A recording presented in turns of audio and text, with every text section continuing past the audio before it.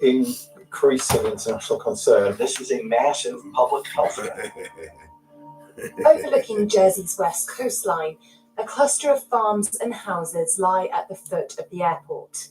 Nestled amongst sand dunes, the landscape is isolated and peaceful, and yet it was the heart of chemical contamination.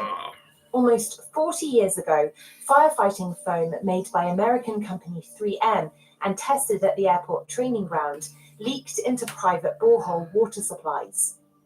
It was 1985 when people living in the area began to report signs of a mysterious foam spilling out from taps and drains. Lake Oteo Farm is one of the closest properties to the airport.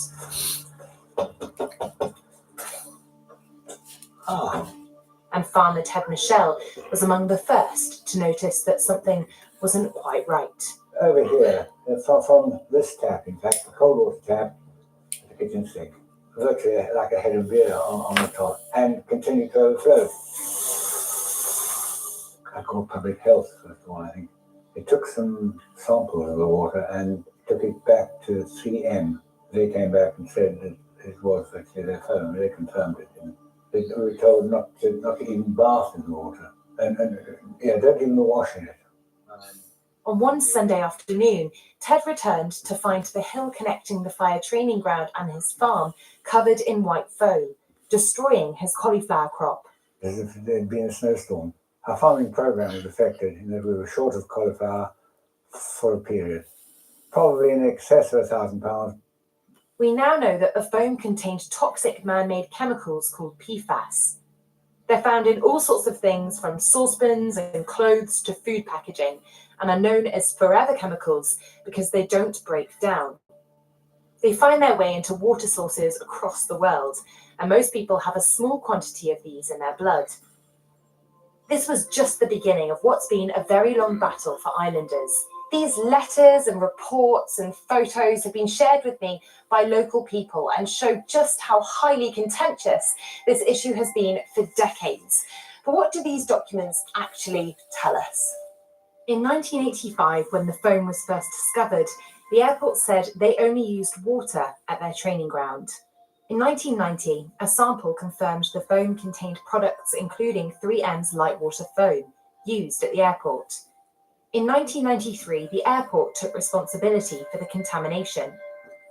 The airport provided bottled water and recommended for properties to switch to mains drinking water, but refused to pay for water rates until later. The Jersey Evening Post asked, why should any householder whose water supply has been polluted by a state's department have to pay a penny to be able to have pure drinking water again? In the years that followed, as more research linked PFAS to serious health concerns, some residents in Jersey began to question whether their illnesses were down to chemical poisoning, bladder cancer, kidney cancer, thyroid problems. Graham and his family lived in a cottage just north of the training ground in the mid-1990s. My dad lived there for 5 years, my parents, and I lived there for 4 years. And we all went down with cancer, and we all seemed to have had it within the same sort of time period. At the age of 52, I was diagnosed with a blood cancer. They said I could have possibly had it for even 20 years. Your family doesn't have a history of cancer? There is no known real history of any serious kind of cancer. 3.5 years ago, I underwent a stem cell transplant, which was a horrendous experience for anybody to go through. And my young son had to witness all the pain and suffering that went on. And it's something that's affected him to this day. The toxic effects of the chemicals were relatively unknown at the time of contamination. In 2005, Jersey's government were about to sign a confidential settlement with the chemical manufacturer 3M to finance clearing up the area, something some ministers tried desperately to block. So we believe that the states of Jersey should not surrender forever their ability to sue the manufacturers of the foam. And we don't know what the evolving science is going to demonstrate to us in 5 or 10 or 15 years' time. But that could take many years. During that time, our case against the foam manufacturer would not improve. Despite pushback, the deal was signed, and 3M gave Jersey's government £2.6 million, which went towards cleaning up the area. Jersey Evening Post, which I now work for, along with Bailiff Express, had a front page at the time, secret deal in the States Assembly. So we knew that it existed. Julian is a local journalist. After reporting extensively on PFAS, he was leaked a copy of the deal, revealing that Jersey's government had given up their rights to sue 3M and would support the chemical company if any locals took legal action. That was the thing that really struck me, that I was surprised that a government would be willing to commit to work against their own residents should they feel as though they want to make a case. I have some sympathy for the government at the time. This was an out. They had to clean up the fire training ground, and also you've got to remember at the time that the nefarious implications of PFAS and the links with potential cancer and other ailments wasn't fully known. In hindsight, I think they made a mistake. I think the government still has the opportunity to make good any wrongs of the past. After years of local lobbying, Jersey's government agreed to test the blood of people living near the airport for PFAS, one of the only places in the world to do so. In 2022, the results showed that many had higher levels than normal of 2 PFAS compounds. Although Graham's results weren't among the highest, he has undergone a stem cell transplant and cancer treatment since his exposure. Julian lived just outside the catchment area and therefore didn't qualify for the government testing programme, but he took an independent test results through a German lab, which showed his levels were 3 times higher than their national standard. I grew up in the west of the island, in the environs of it. I went to nursery school in the Bay, and I spent a large chunk of my time down there on the beach, playing with friends. It showed to me that this is a significant issue, and it's not just affecting those who live in the so-called plume area around the airport. Jersey's Public Health has set up a new scientific panel which will investigate these PFAS-related concerns and will advise the government. We're in this area which is a bit of a grey area, but most of the international research is actually showing that there's a link, if you like, an association between PFAS and poorer health, but it's still not quite proving that PFAS was the cause. The Environmental Protection Agency says PFAS can cause serious health problems like cancer. The European Environment Agency includes research on their website which links PFAS with high certainty to health issues, including thyroid problems and certain cancers. The US Environmental Protection Agency proposed restrictions on PFAS in drinking water in the US for the first time last year. Why is Jersey still saying there isn't enough research? There is an awful lot of overlap. I entirely agree. There is increasing international concern, and we just need to sort the good research from the poorer quality research. We aim to be as transparent as we possibly can. Whatever's killing those cows is in the drinking water. Forever Chemicals have even caught the attention of Hollywood. Defend chemical companies. Well, now you can defend me. The film Dark Waters brought PFAS contamination to the global stage. 190. 190 cows. You tell me nothing's wrong here. Based on the true story of a lawyer who took on chemical giant DuPont when it contaminated a small town in West Virginia with toxic chemicals. And that lawyer, Rob Billett, described as a whistleblower on water contamination, says that chemical giants have known about the dangers for decades. This is a massive public health threat. This is, we're talking about chemicals that are being found in the drinking water and in people all over the planet, and at levels that, frankly, are raising real concerns. Some of these companies that actually created and invented these chemicals going back right around the time of World War II, what we see when we start to dig into these internal documents from these companies is that they were aware that these chemicals wouldn't break down in the environment. That's why we hear them referred to as forever chemicals. There's more than adequate evidence to support the concern about the public health threat. And this is evidence that's been used in cases. So, this evidence has been laid out to juries. It's been subject to incredible scrutiny for decades now. When we approached 3M for comment, they said they'll stop manufacturing PFAS and will work to discontinue its use in their products by the end of 2025, saying, as the science and technology of PFAS, societal and regulatory expectations, and our expectations of ourselves have evolved, so has how we manage PFAS. But forever chemicals have already found their way into water sources around the world. Authorities now face big decisions on how to handle contamination.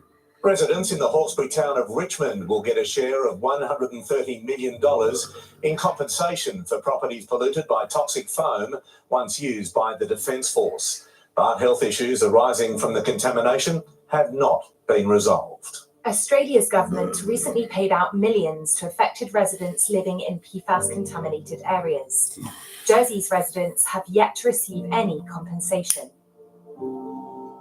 In 1995, affected islanders tried their best to launch legal action against the airport, but were told by their lawyer that it would be pointless to pursue any legal claim without enough scientific data. He first noticed it was a long time before we did.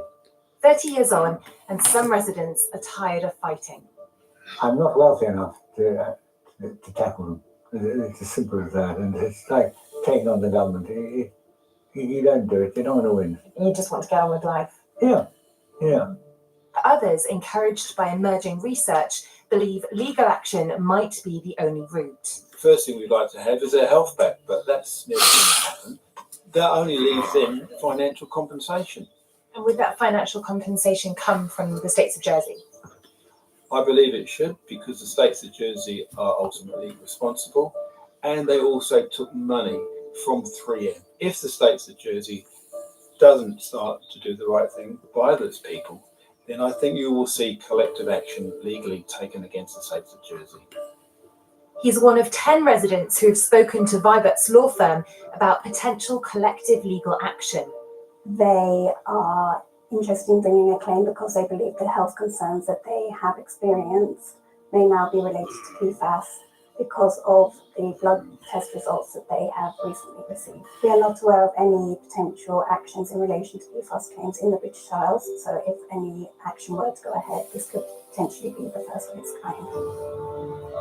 We will be at the very early stages of any potential claim, and at this stage we are not sure who any potential defendant would be, although it's likely to be a States of Jersey entity and potentially the manufacturer of the chemical. We approached Jersey's government for an interview, which they repeatedly declined. They said in a statement, "We take the issue of PFAS very seriously. There is no international agreement about how to interpret blood results, so it's difficult to reach conclusions on the levels in the blood that has been tested. We've set up the independent PFAS scientific panel who will examine, report, and make recommendations to the government on agreed topics." It's been more than 4 decades since toxic forever chemicals found their way into local borehole water. Residents living down the slope from the airport still haven't received a penny of the compensation they feel they deserve. For them, it's still a forever problem, and after years of lobbying, it's clear they're not giving up. This journey is not yet over. I don't feel it's over. I think there's a lot more to say and a lot more to discover. I never thought it would travel as far as it has. The voices are going to become more angry and louder, and it's not going away.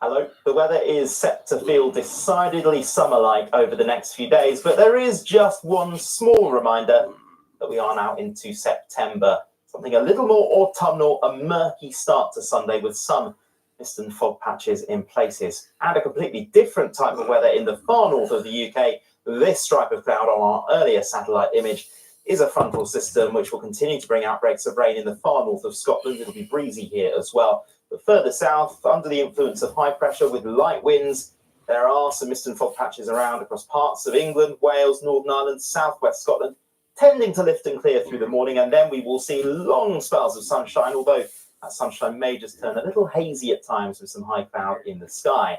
Our frontal system in the far north of Scotland still bringing some outbreaks of rain and a brisk breeze. With some shelter from that breeze in northeast Scotland, we could see highs of 25 Celsius, parts of southern England up to around 26 Celsius. Through Sunday night, one or two mist and fog patches will once again develop. Our frontal system still plaguing the far north of Scotland with clouds, some splashes of rain. It's certainly not going to be a cold start to Monday morning, most places between 10 and 15 Celsius.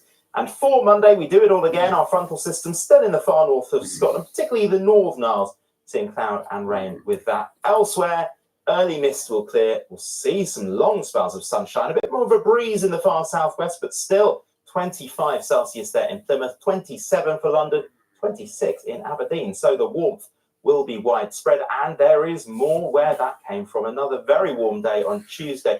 Just a small chance of a shower in western parts of the UK. This frontal system really weakening in the north of Scotland, and temperatures again widely into the low to mid-20s. Some places maybe just a touch higher than that. For the middle of the week, our area of high pressure is set to shift eastwards, low pressure swirling to the west of us, and this weather setup will bring us a southerly flow of winds and some very warm air indeed. In fact, it may feel hot in places on Wednesday. Temperatures in the south maybe up to 29, possibly 30 degrees, and only very slowly turning more unsettled at the end of the week.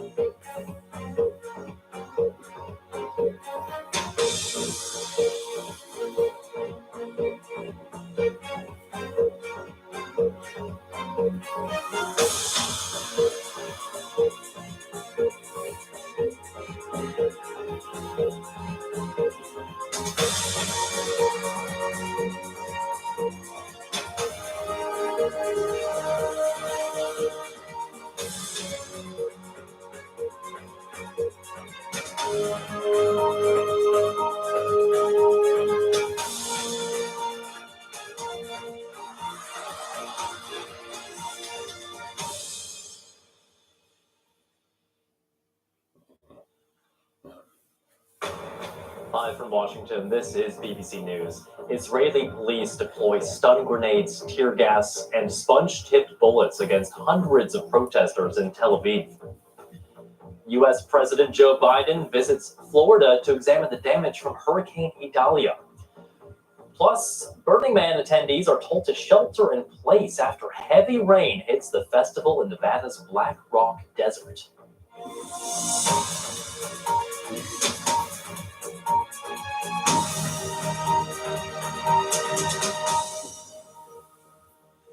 Hello, I'm Carl Massman. Police in Israel have opened an investigation into the use of live fire by officers during clashes in Tel Aviv between rival groups of Eritrean asylum seekers. Nearly 150 people were injured. Violence broke out as Eritreans protesting against their government clashed with supporters of the regime. Both groups then fought police attempting to impose order. Some suffered gunshot wounds and are in serious condition. Israeli media report it was the first use of live fire on protesters inside Israel since the Second Intifada in 2002. Investigators are now gathering evidence from the scene to determine whether officers behaved according to the law. The BBC's Yolande Nell is following developments for us from Jerusalem. Well, this was an event that was organized by the Eritrean embassy, a kind of festival event. It hired a hall not far away from the embassy in the center south of Tel Aviv. And earlier in the week, as you were saying, there are activists within the Eritrean community, they mostly reside in the south of Tel Aviv, who had warned against hosting this. They say that the authorities didn't heed their warnings. Certainly, the Israeli authorities, the police, the hospitals as well, seem to have been really caught by surprise with what happened here. There were attempts to break through police barricades. The Israeli police then ended up using all of these different riot control methods, as they described them, to try to push people back. But you could see as well from some of the videos that have been shared on social media that there were actually also street fights going on, not just with the police, but also involving asylum seekers who are against the Eritrean regime and those who are in favor of it. And that has been something that we've seen in the past, not on this scale.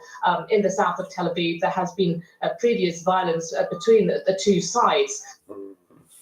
Oslo New University College professor Kjetil Tronvoll is an Eritrea expert, and he explained to my colleague, Luquesa Burek, why the migrants in Israel had left Eritrea.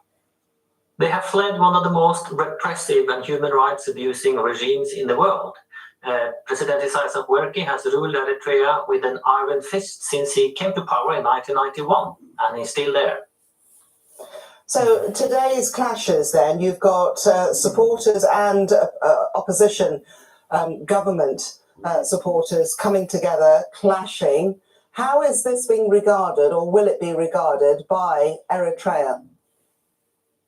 Well, it is a clear signal because this event in Tel Aviv follows a similar scenario in Germany earlier this summer, in Stockholm, and in Canada and US, and even this evening in Bergen in Norway, there have been demonstrations and clashes between Eritrean immigrants to Norway.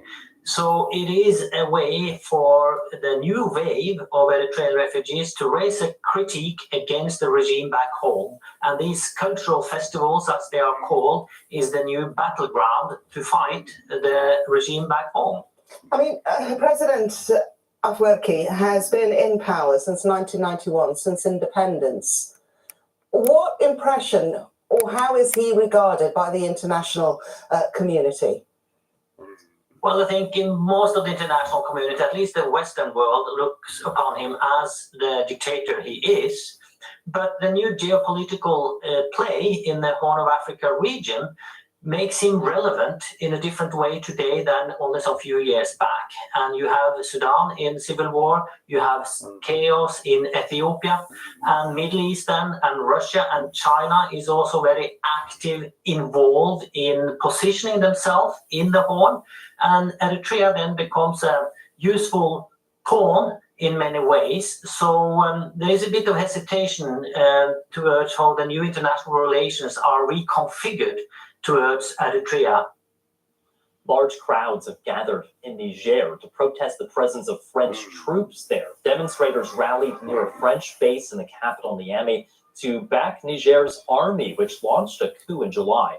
The junta has accused Paris of flagrant interference by openly supporting Niger's deposed president, Mohamed Bazoum. Protesters held up banners saying, quote, "French army, leave our country." France has deployed some 1,500 soldiers in Niger to help fight an Islamist insurgency in the region. Here's what one of those protesters had to say. France will leave. This is our home. They are going to leave whether they want to or not. If they won't leave, we're here. We're going to stay, even if it's 100 years. We're going to stay here. We're determined. And France will leave. Meanwhile, the army in Gabon, which orchestrated a coup on Wednesday, says it's opening all the country's borders with immediate effect. The borders were closed when army officers deposed President Ali Bongo shortly after his declaration that he'd won a third term in an election widely seen as lacking transparency. The coup leader, General Brice Oligui Nguema, has insisted that the suspension of Gabon's state institutions will be temporary and the country will be returned to democracy.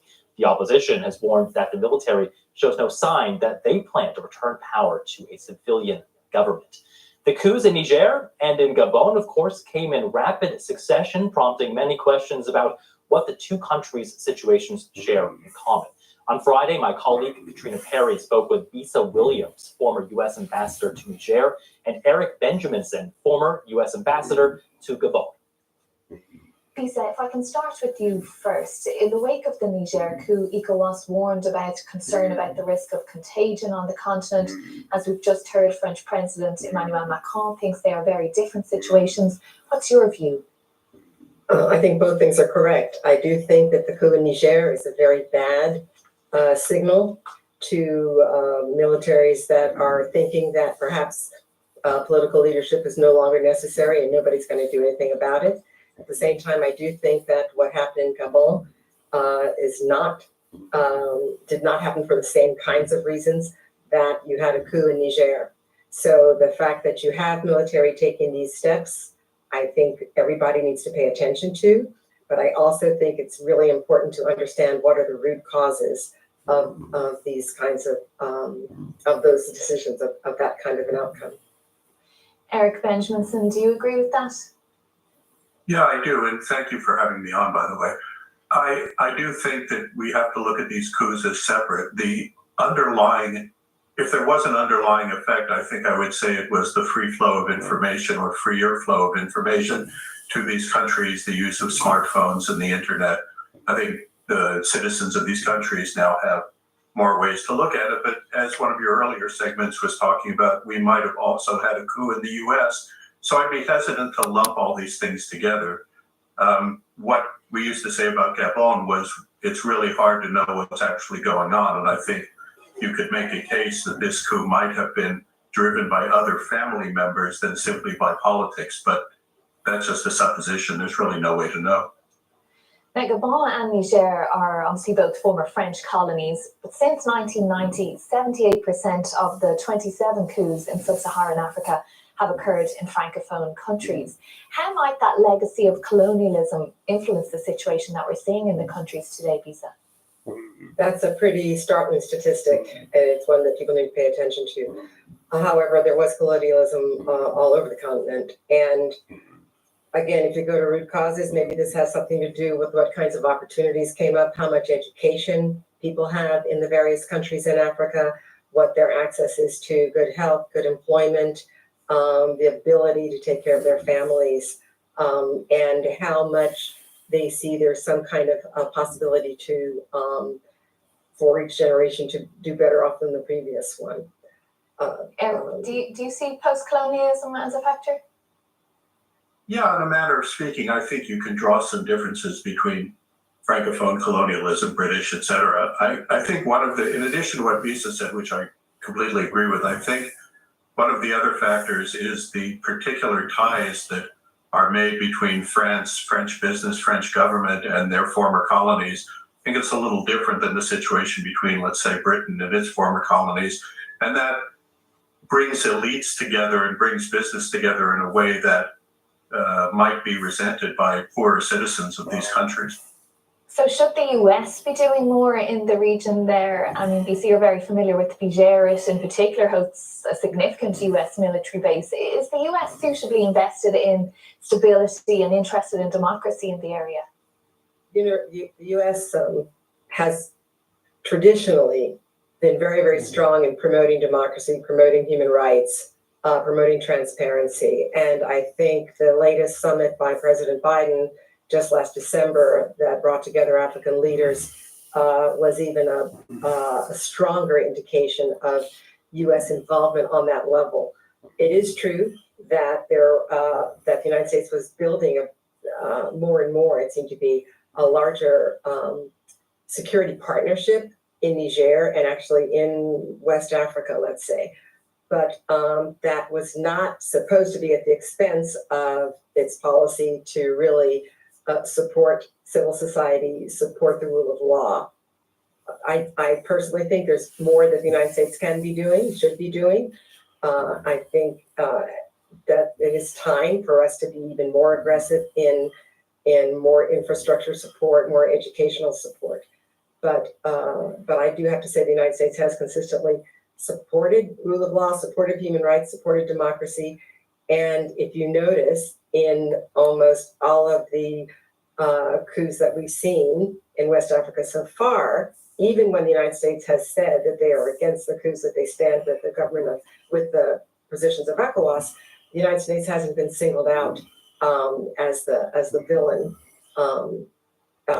For example, as France wasn't, even though ridiculously in the Niger case, because this was, the French had nothing to do with the coup actually happening.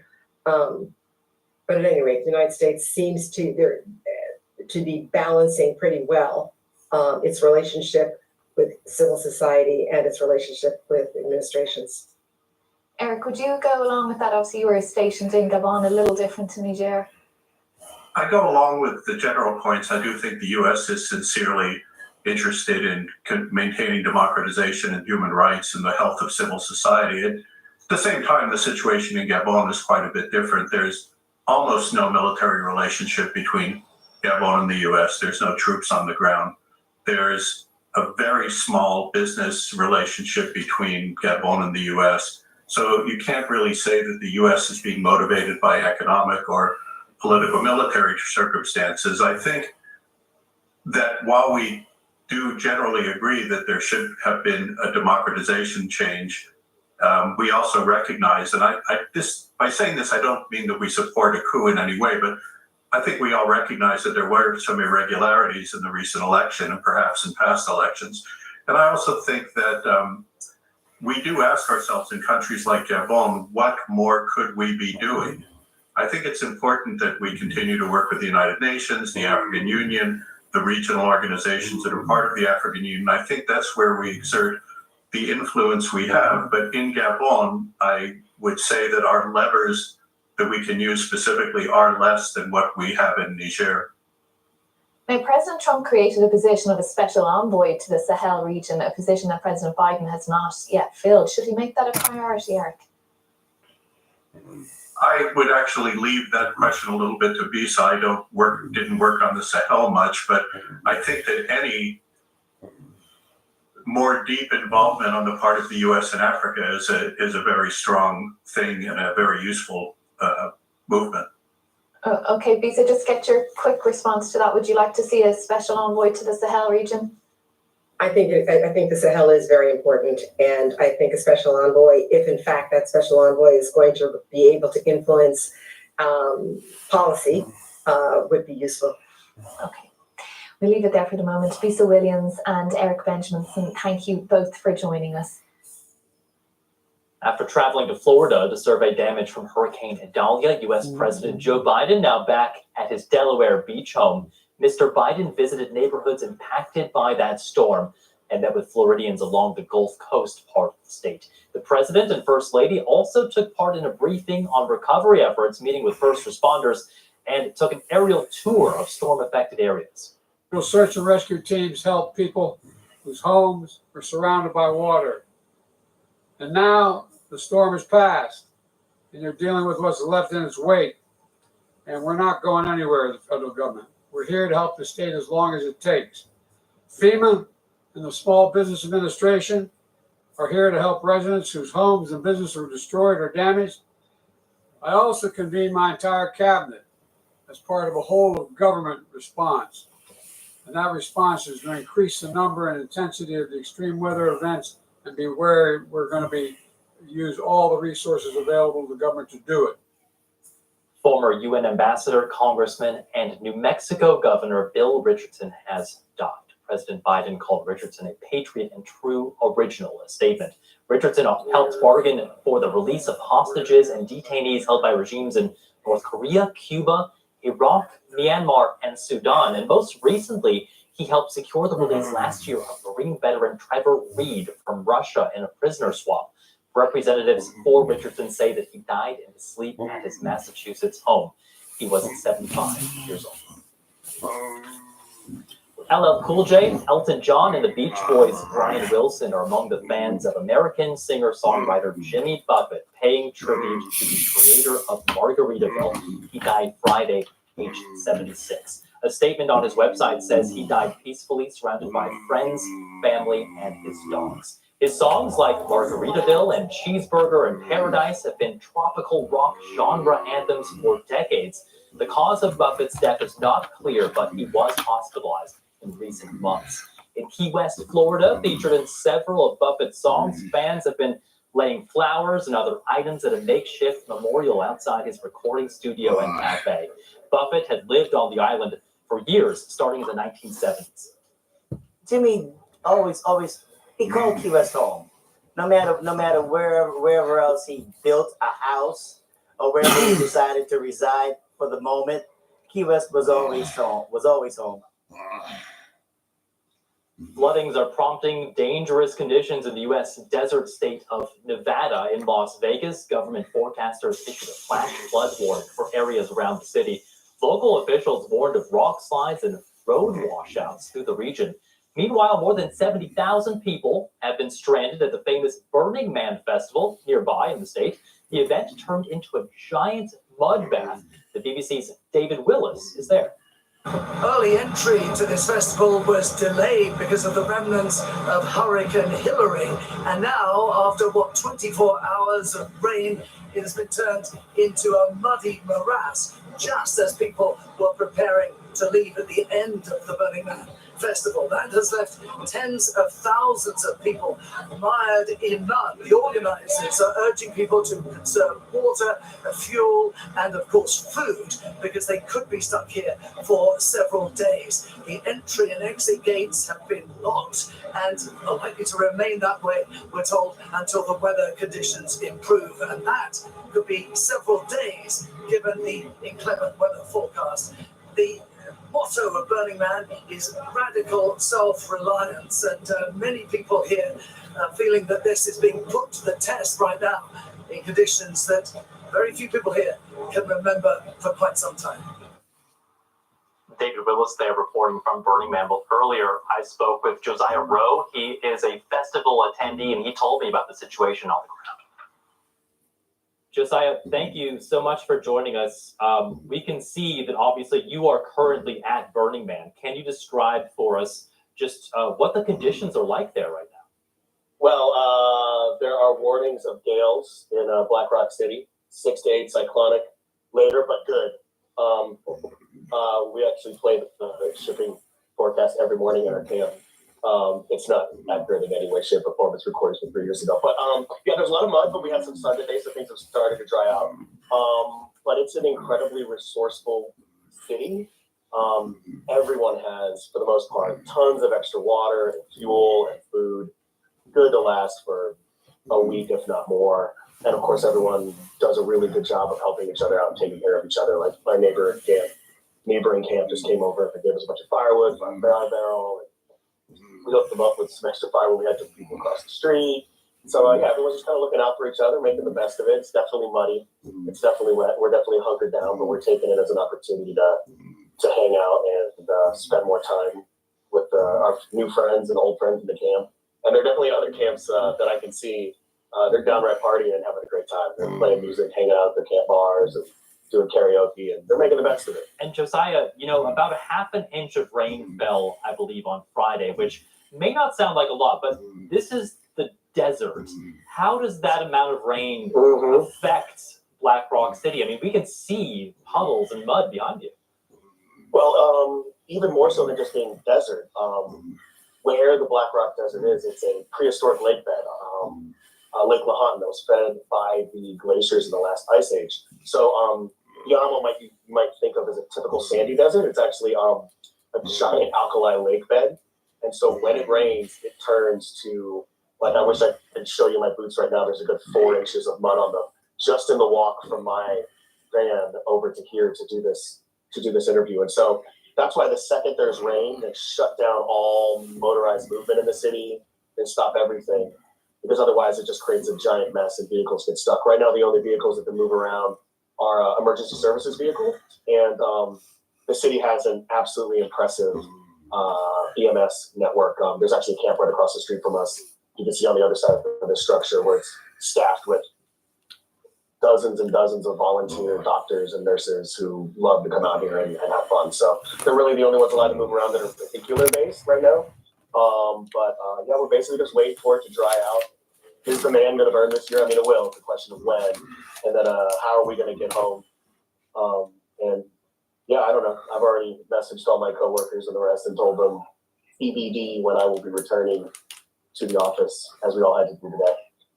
There are tens of thousands of people there. You said you don't know when you might be able to get home. Is there any level of worry, do you think, among people there in terms of, hey, we may not be able to go home when we thought we might be able to?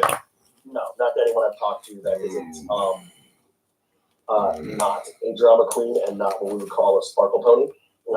Sort of some of those slightly more influencer types. But no, we're not worried. Though what it takes is a couple days to dry out during the weather report. Looks like we got a little bit more rain tonight that's supposed to come in. And we're out in the desert. We've got the Sierra Nevada mountains just over the way, and mountains create their own weather, and so we'll see what happens. It'll take a day or two to dry out, and we just kind of wait for the org to give us the green light to start moving. I think the big variable this year will be the fact that as the event gets towards its final weekend, this one, people start to leave around Friday and Saturday, and we haven't had that sort of natural phase departure of folks, and so it might end up being how we can let 7,000 folks in their vehicles out at roughly the same time. But again, if there's a logistics team on the planet I trust to solve for that problem, I'd take them to do it because it's what they spend their life working on, and they've done a great job in the past, even in crazy conditions. You mentioned there's a lot of people there. This festival is known for these big installations that people bring in, and they build up all kinds of different parties there. Can you just give us a sense of how the community is coming together and trying to get through this awful weather and the flooding that you've been experiencing? We are having a great time. I woke up this morning, kind of wrote up a new, what we call strike plan. We're going to strike camp, and we went over it as a camp, and everyone just kind of went to work and got done what we got done today when it wasn't raining. And from where I can see, there's a bunch of people hanging upside down on an interesting structure. Over there, there's a bar, and looks like they're dancing and having a great time. But what it does is it kind of enhances the city in a bit. Tend to hang out in your camp, your neighborhoods a little bit more, because you don't have your bikes to bike around, and you're certainly not walking very far because your boots get so caked with mud. And in a lot of ways, it creates a little bit more intimacy and community with your core camp, which is pretty lovely. I mean, it'd be nice to go out and see some of more of the bigger installations, but I've been here since last Wednesday, so I've had time to go and check out a lot of them. One thing that is interesting is there's definitely a group of folks that tend to come in on the weekends, the weekend warrior types, a little bit more touristy. Not that there's anything wrong with that, but they're not here this year because they couldn't get in, and that's a little that's been different to not see a lot of clean people biking around and doing stuff. Where those of us who've been here for 10 days are caked in dust and look a little haggard, as one would be. Well, Josiah Rowe, a 10-year burner, a theme camp organizer there at Burning Man. We are thanking you for joining us and certainly wishing you some better weather as the conditions there are not looking great behind you, and we hope everything is fine. Thank you for joining us. Yeah, it's fun. Yeah, no problem. Have a great one. I appreciate you. In China, Typhoon Saola made landfall twice Saturday on the country's southern Guangdong province. The weakened storm still brought gale force winds and downpours to coastal areas. The storm also pummeled Hong Kong, Shenzhen, and Macau. In Taiwan, people are bracing for a different storm, Typhoon Haikwai. Sunday, 3,000 people were evacuated, and domestic flights have been canceled as torrential rain and strong winds are expected in the island's south and east.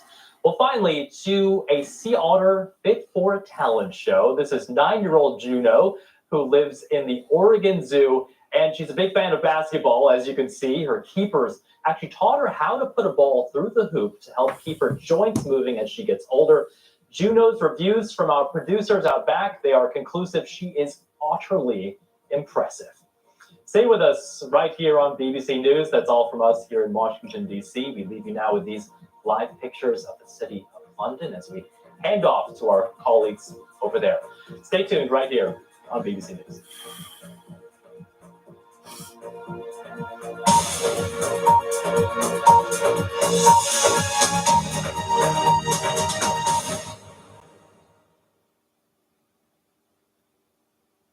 Hello. The weather is set to feel decidedly summer-like over the next few days, but there is just one small reminder that we are now into September. Something a little more autumnal, a murky start to Sunday with some mist and fog patches in places, and a completely different type of weather in the far north of the UK. This stripe of cloud on our earlier satellite image is a frontal system which will continue to bring outbreaks of rain in the far north of Scotland. It'll be breezy here as well. But further south, under the influence of high pressure with light winds, there are some mist and fog patches around across parts of England, Wales, Northern Ireland, southwest Scotland, tending to lift and clear through the morning, and then we will see long spells of sunshine, although that sunshine may just turn a little hazy at times with some high cloud in the sky.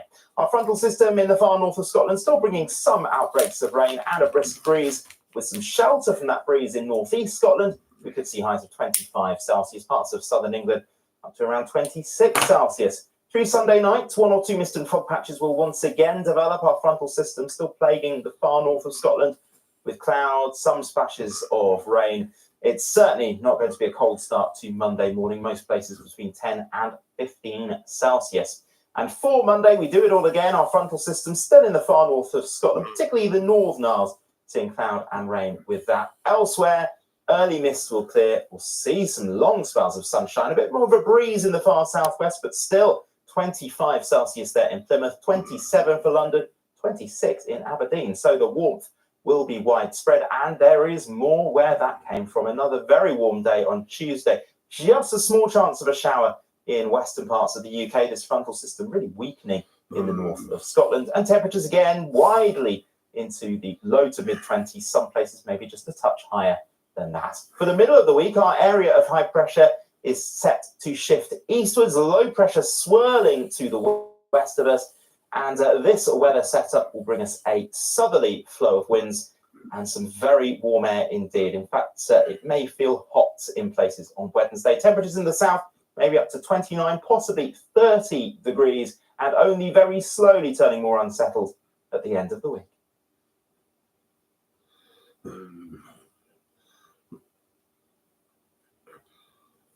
Artificial intelligence is getting smarter. What does this mean for all of us?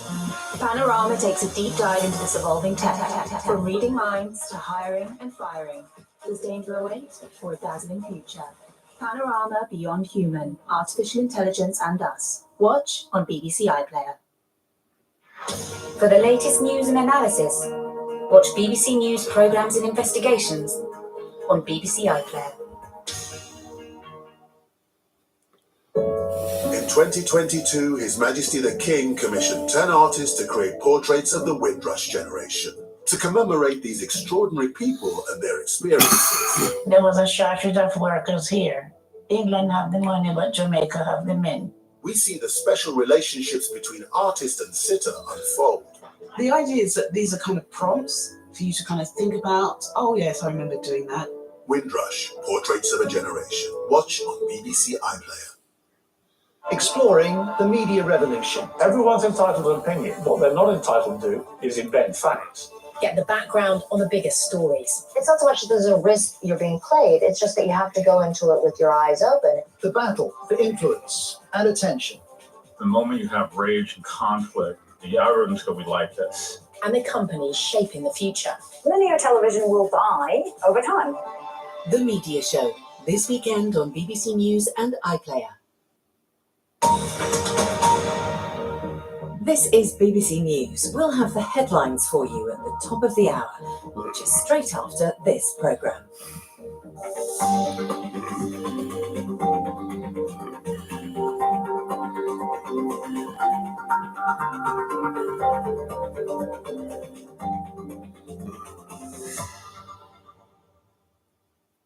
Hello and welcome. I'm Kim Chakaneksa, and today I'm in Beirut, the capital of Lebanon, to meet two athletes who help promote women's participation in sports.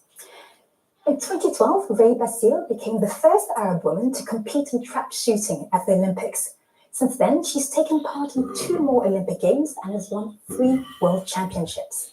And Sarah El-Jizi is a basketball player who leads a series of sports programs for Right to Play, an NGO promoting skills development and social cohesion among children living in refugee camps.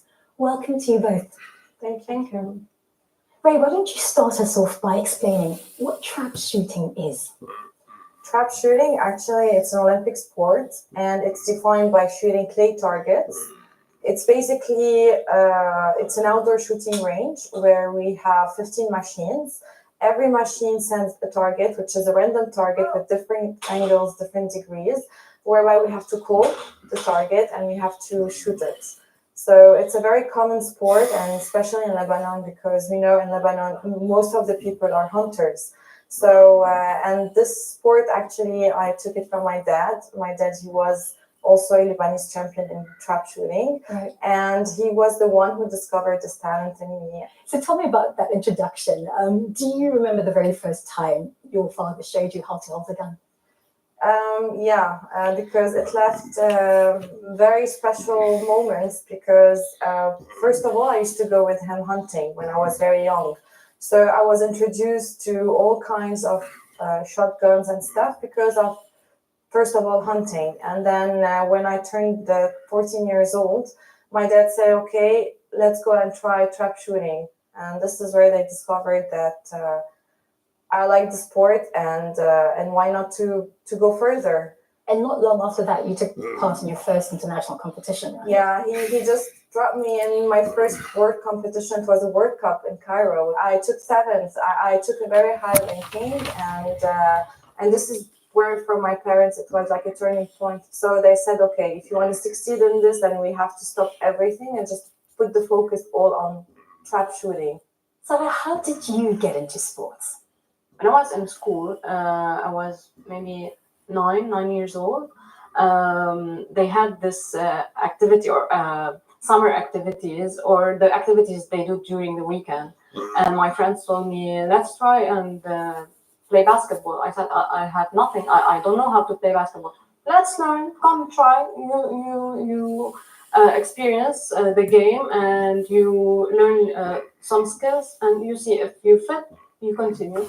So this is how we started. We used to spend all of our free time playing, and this is how I continued. And I discovered that I love this game. And what do you love about basketball, Sarah?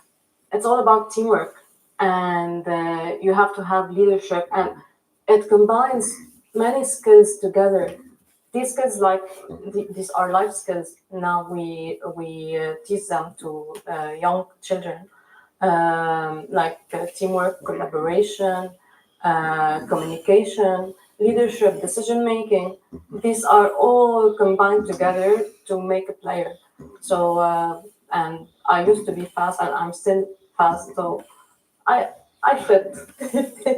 And were your family encouraging of you going out and playing basketball?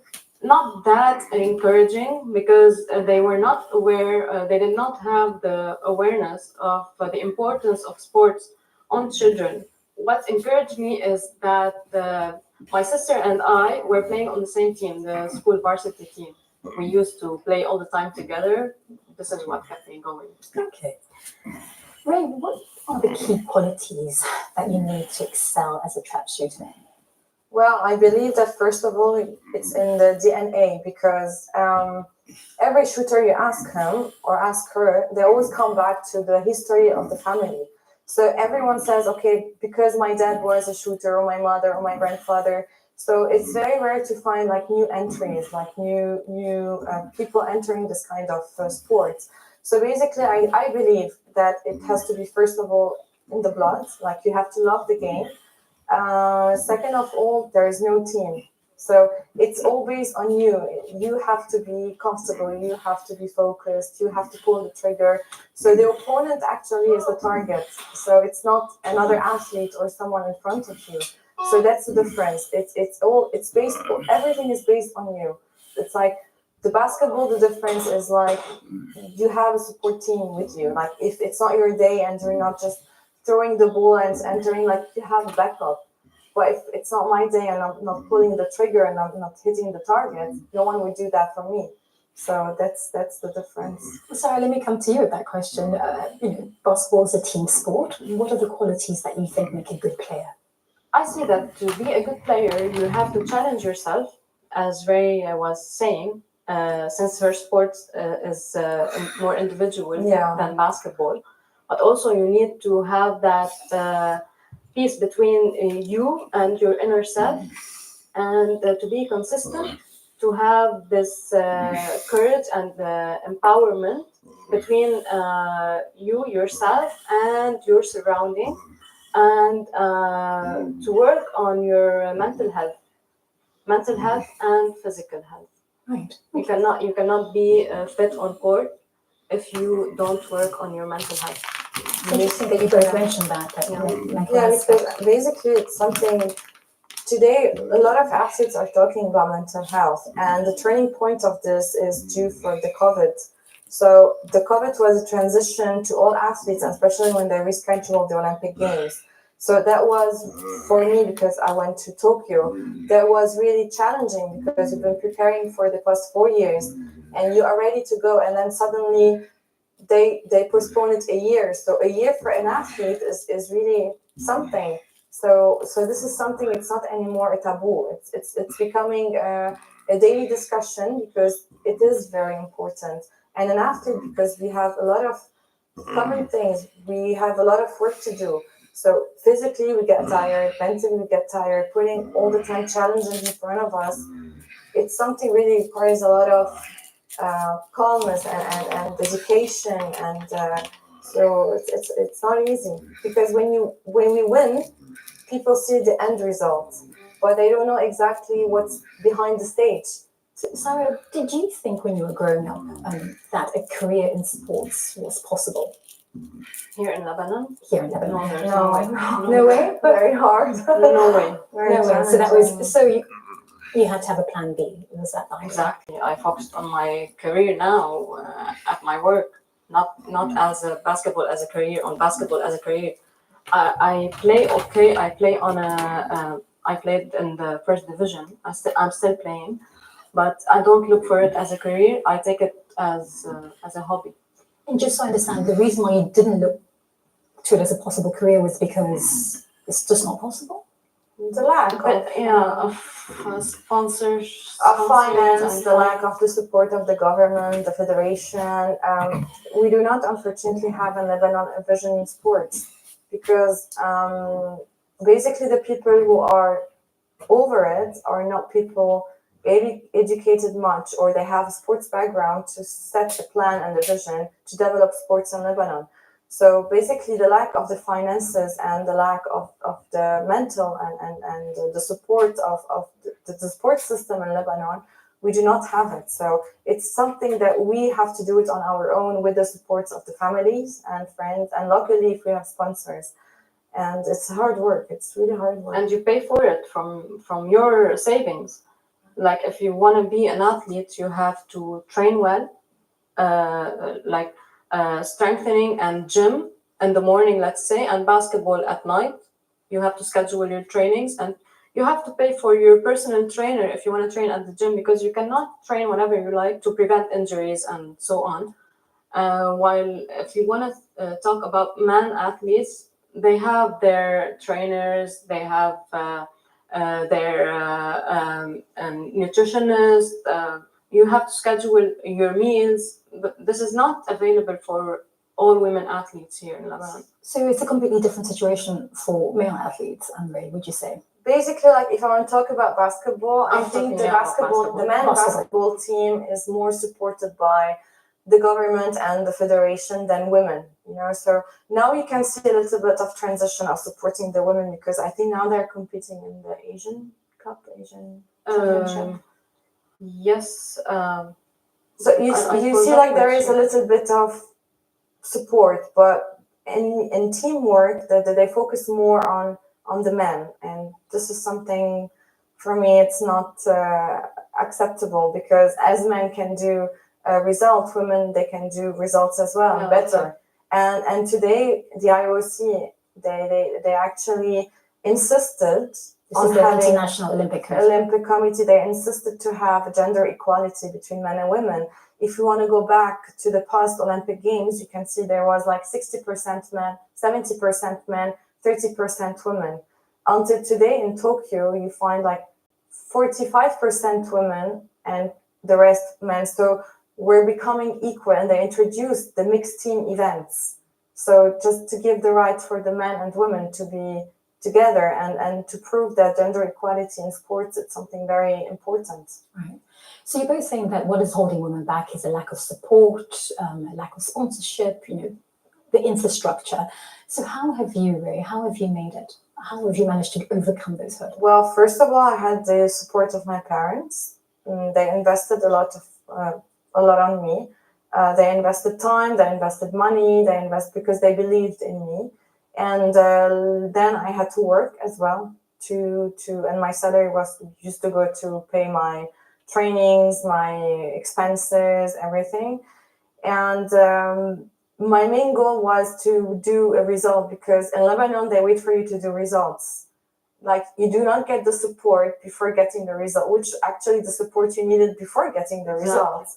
So they wait for you to do a result, and then if someone comes over to help you and support you, you're lucky enough to do so. I was lucky, but my work paid off at the end of the day after 10 years. Like, I got sponsors and everything, but I've won 8 World Championship medals. I've done 3 Olympic Games. I won Asian Championship, Arab Championship. So, okay, now let's talk. But where have you been in the past years, you know? Yeah. So this helped me to find sponsors and the support.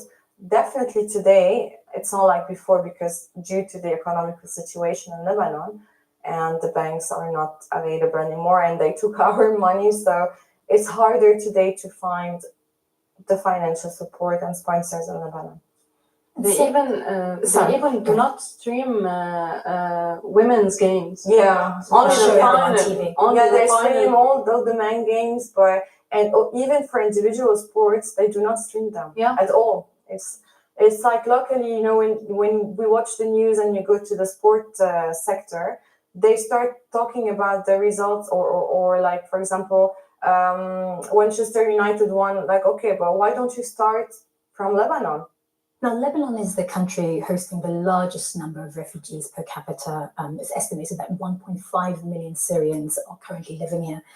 So you work with the NGO Right to Play, and you run programs for kids living in refugee camps.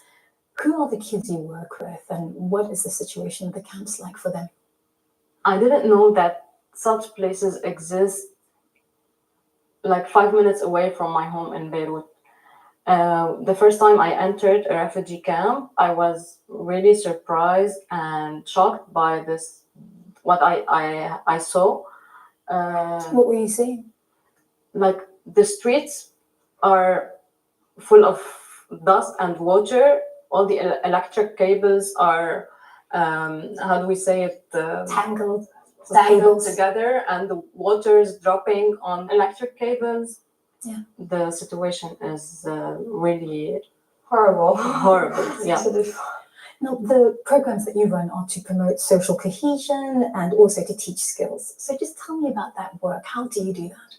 On all our projects, we use the play-based learning methodology, and we during the sessions we integrate life skills with the game, with the technical skill. They realize after playing, like, if you are playing football, let's say, and your team has lost the game, then after the discussion, we reflect on this. What do you think was the reason you lost the game?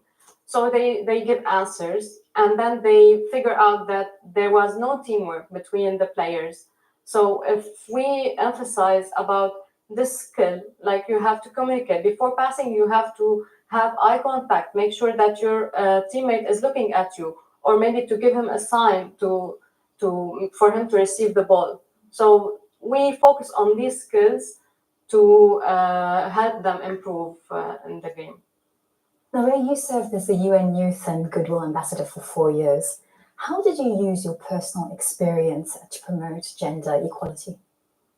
Starting with my sports and the experience I had at the beginning of my career, seeing how women in Lebanon are being really far from getting their rights, and especially when it comes to sports.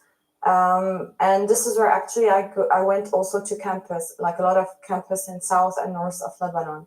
And the main goal is to introduce a sport in a way or another that a woman, she can. And I figured out also, not only the community is not helping, but really that the girl was not allowed even to hold a ball or to go play basketball or football. So I was really shocked. I thought that today, after all these years, like, sports is becoming more common, women have more rights, but basically no. So this is where one of my missions is to develop sports in Lebanon, where we create a lot of courts, like basketball courts and football courts, and being present with the kids and tell them about my story and how I started and how difficult it is actually to pass through all this negativity and bullying, but we have to overcome them all. Being a role model for them, just help them to start to think in a different way. Sarah, you're working in a very challenging environment. How do you stay positive? Okay, on a personal level, because after what you see in the refugee camps or in the areas I work with, you have an emotional intelligence, like you feel with people and so on. It all reflects on yourself, and it affects me. So I try to take care of my mental health. I do meditation, breathing exercises. I train, and this helps me a lot. So sports is also helps you with that? Yeah. Okay. Now, Sarah, sport is not just a way to empower kids in refugee camps. It's also been a way to provide job and career opportunities for female coaches. So tell me about that. Yeah, so our mission or our vision on our programs is to work on a sustainable level. Like if one day the project ends, what would these coaches, what will they do? So what we did is that we gave them trainings with the certification trainings. Like now on the Kids Athletics project, they have certificates that allows them to work as a kids athletics coach, but on a beginner level. So this gives opportunities to coaches, to job opportunities to coaches. On the football project, coaches took the level D and level C certificate from the Football Association, Lebanese Football Association. And also on one of our football projects, they had trainings. Most of the coaches reached the most advanced level, and they took the ICC International Coaching Clinic, and they have their certificates, and many of them opened up their academies, or they have a job now as a coach. Fantastic. So you've seen direct results there. Yeah. Now, Ray, you're a coach. You help run your family's business as well. You have your own line of ammunition. What is harder, training for the Olympics or being an entrepreneur in Lebanon? No, training for the to tell you the truth, no training, because it requires a lot of hard work. Like I train 9 hours, 10 hours a day. It requires a lot of dedication and patience, and keep on fighting towards a goal to make everyone proud, to make your country proud. No, it's hard, and because any business you turn, like at any time you can shut down or you can excel, or there is nothing, because you do it for yourself, you know. But when you are on a mission, on a national mission, it's different. The responsibilities are bigger, the vision is wider, the targets are bigger. So I believe, training for the Olympics is way harder, because there is a lot of sacrifices you have to do. A lot of sacrifices, like on your daily routine, on your towards your family, towards your friends. No, it's hard work. It is really hard work. Sarah, when you introduced these initiatives to help women play a greater role in the matches and the camps, how did people receive it? I can tell you a story that happened when we started implementing a football project in a refugee camp in the north. The communities there is a bit strict, and they have this strict mindset, and they are religious. So they did not welcome or accept that female coaches first to train football, because it's a man game. It's not made for girls. And they did not even accept for girls to be trained on football in public. Like if the court is open to public, they did not welcome this idea. We faced a few challenges regarding this, and they started to talk about this, the religious figures in the mosque during the Friday prayers. They even took away the teams, the players from their coaches, and assigned a male instead of the female coaches. So was the solution, Sarah, to find a secluded location where the girls could play without being seen? Exactly. This was the solution back then, because as I told you, they were not allowed to be seen to the public. So we were lucky that the center we worked with had a space in the backyard, and it is covered. So what we did is we rehabilitated this space into a mini football pitch, and it was covered for the girls to have the chance to play. Right. This helped us to move forward, like step by step, and to gain back the teams we lost, and this encouraged more participation, girls' participation. Even the parents started to attend the sessions to watch their girls play football, and now it's becoming better and better. Ray, you have your eyes on Paris 2024, which will be your 4th consecutive Olympics, which is amazing. How are you feeling about Paris? So excited, so positive.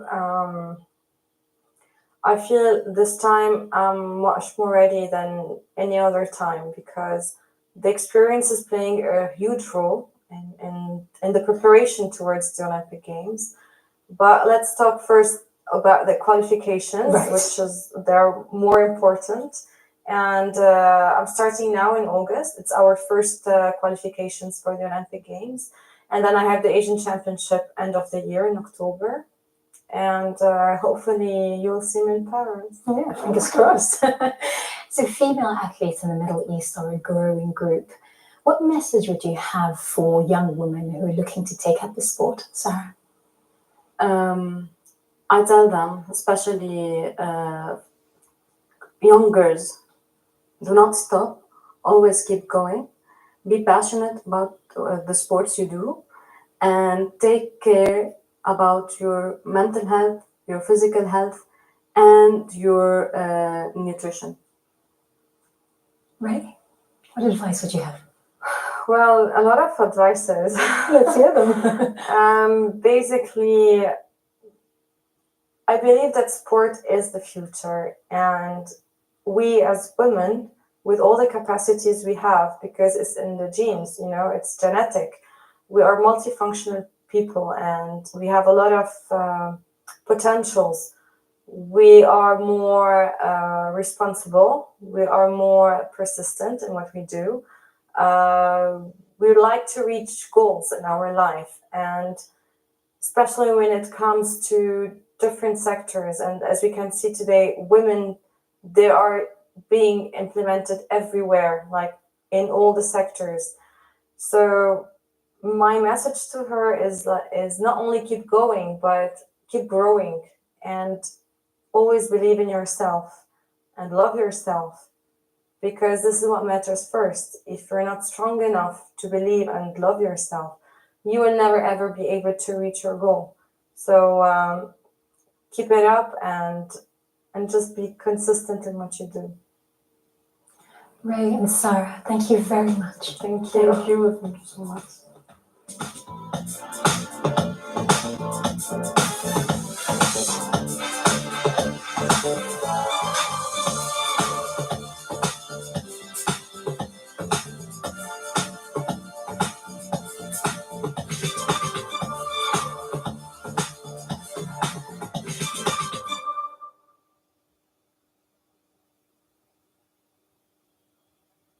Hello. The weather is set to feel decidedly summer-like over the next few days, but there is just one small reminder that we are now into September. Something a little more autumnal, a murky start to Sunday with some mist and fog patches in places, and a completely different type of weather in the far north of the UK. This stripe of cloud on our earlier satellite image is a frontal system which will continue to bring outbreaks of rain in the far north of Scotland. It'll be breezy here as well. But further south, under the influence of high pressure with light winds, there are some mist and fog patches around across parts of England, Wales, Northern Ireland, southwest Scotland, tending to lift and clear through the morning, and then we will see long spells of sunshine, although that sunshine may just turn a little hazy at times with some high cloud in the sky. Our frontal system in the far north of Scotland still bringing some outbreaks of rain and a brisk breeze, with some shelter from that breeze in northeast Scotland. We could see highs of 25 Celsius, parts of southern England up to around 26 Celsius. Through Sunday night, one or two mist and fog patches will once again develop. Our frontal system still plaguing the far north of Scotland with clouds, some splashes of rain. It's certainly not going to be a cold start to Monday morning, most places between 10 and 15 Celsius. And for Monday, we do it all again. Our frontal system still in the far north of Scotland, particularly the Northern Isles, seeing cloud and rain with that. Elsewhere, early mist will clear. We'll see some long spells of sunshine, a bit more of a breeze in the far southwest, but still 25 Celsius there in Plymouth, 27 for London, 26 in Aberdeen. So the warmth will be widespread, and there is more where that came from. Another very warm day on Tuesday. Just a small chance of a shower in western parts of the UK. This frontal system really weakening in the north of Scotland, and temperatures again widely into the low to mid 20s. Some places maybe just a touch higher than that. For the middle of the week, our area of high pressure is set to shift eastwards, low pressure swirling to the west of us, and this weather setup will bring us a southerly flow of winds and some very warm air indeed. In fact, it may feel hot in places on Wednesday. Temperatures in the south maybe up to 29, possibly 30 degrees, and only very slowly turning more unsettled at the end of the week.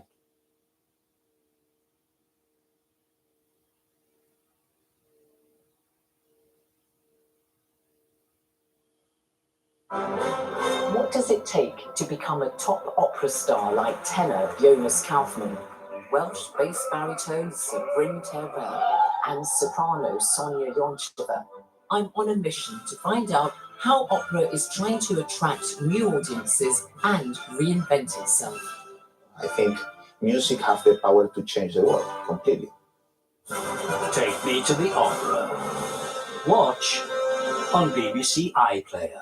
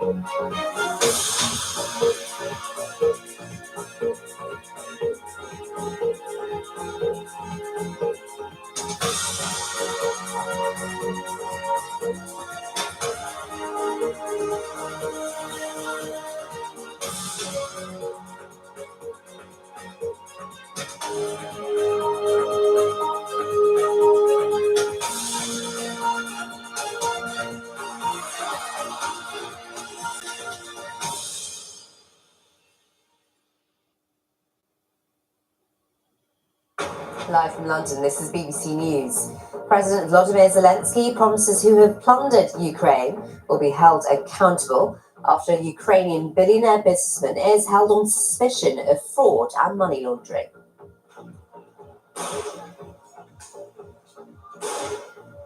Police in Israel open an investigation into the use of live fire by officers during clashes in Tel Aviv between rival groups of Eritrean asylum seekers. Nearly 150 people were left injured. We have a special report from Senegal on why so many are willing to risk everything crossing one of the most dangerous migration routes in the world. A less Burning Man and more mudbath leaves more than 70,000 people stranded at Nevada's famous desert festival.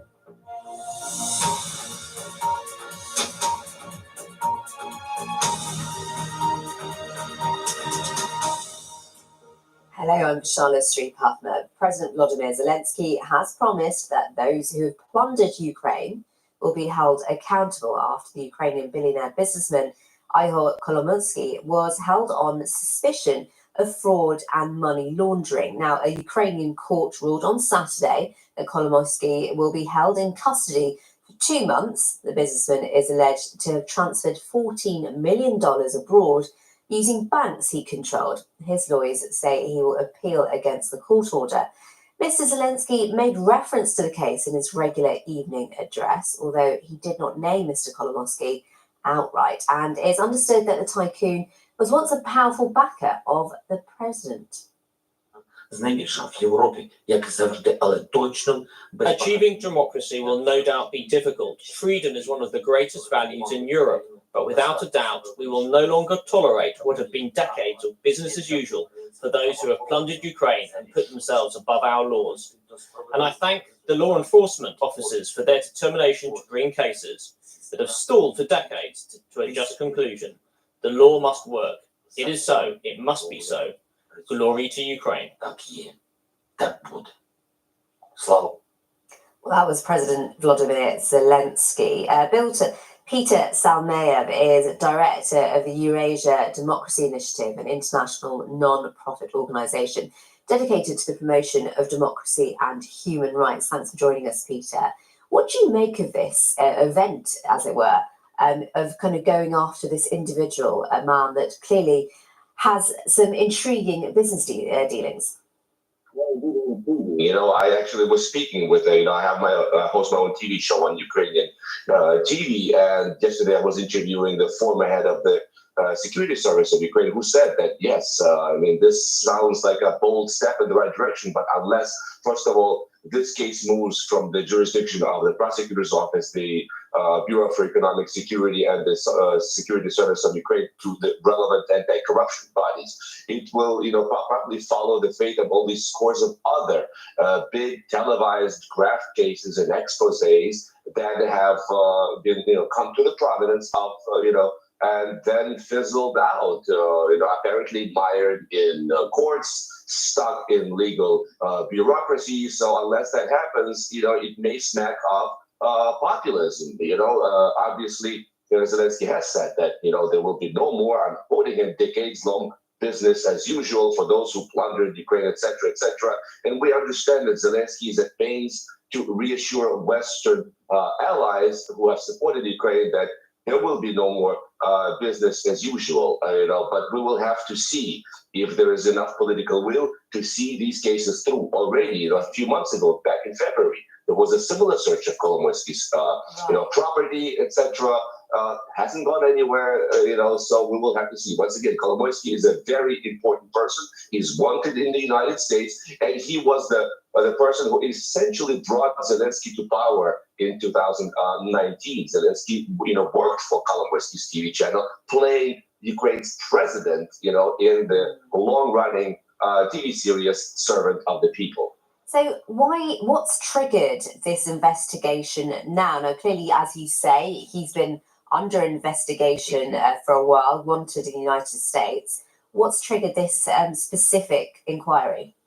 Well, not to sound overly cynical, this has been long overdue. Like I said, he's wanted in the United States. There's more than enough evidence to at least bring these charges. When Kolomoisky was in charge of the Privatbank, etc., there's preponderance of evidence against him that needs to be investigated. But also, I think it comes amid a series of big corruption scandals involving heads of military draft commissions, who've been accepting bribes to let the young Ukrainians off the hook and not be drafted into the military.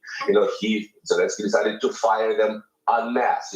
Still, there is consternation and some concern in Western countries about this corruption. We see that there, a sizable portion of U.S. Republicans, are now agitating for some kind of a curtailment of aid to Ukraine. So this is once again, a step in the right direction. Zelensky's trying to reassure Western allies that corruption will not be tolerated. And in terms of Ukrainians, how do they feel about this? Given there is a war on, people are fearing their lives, their daily routines are impacted by the war. How do they feel about this investigation?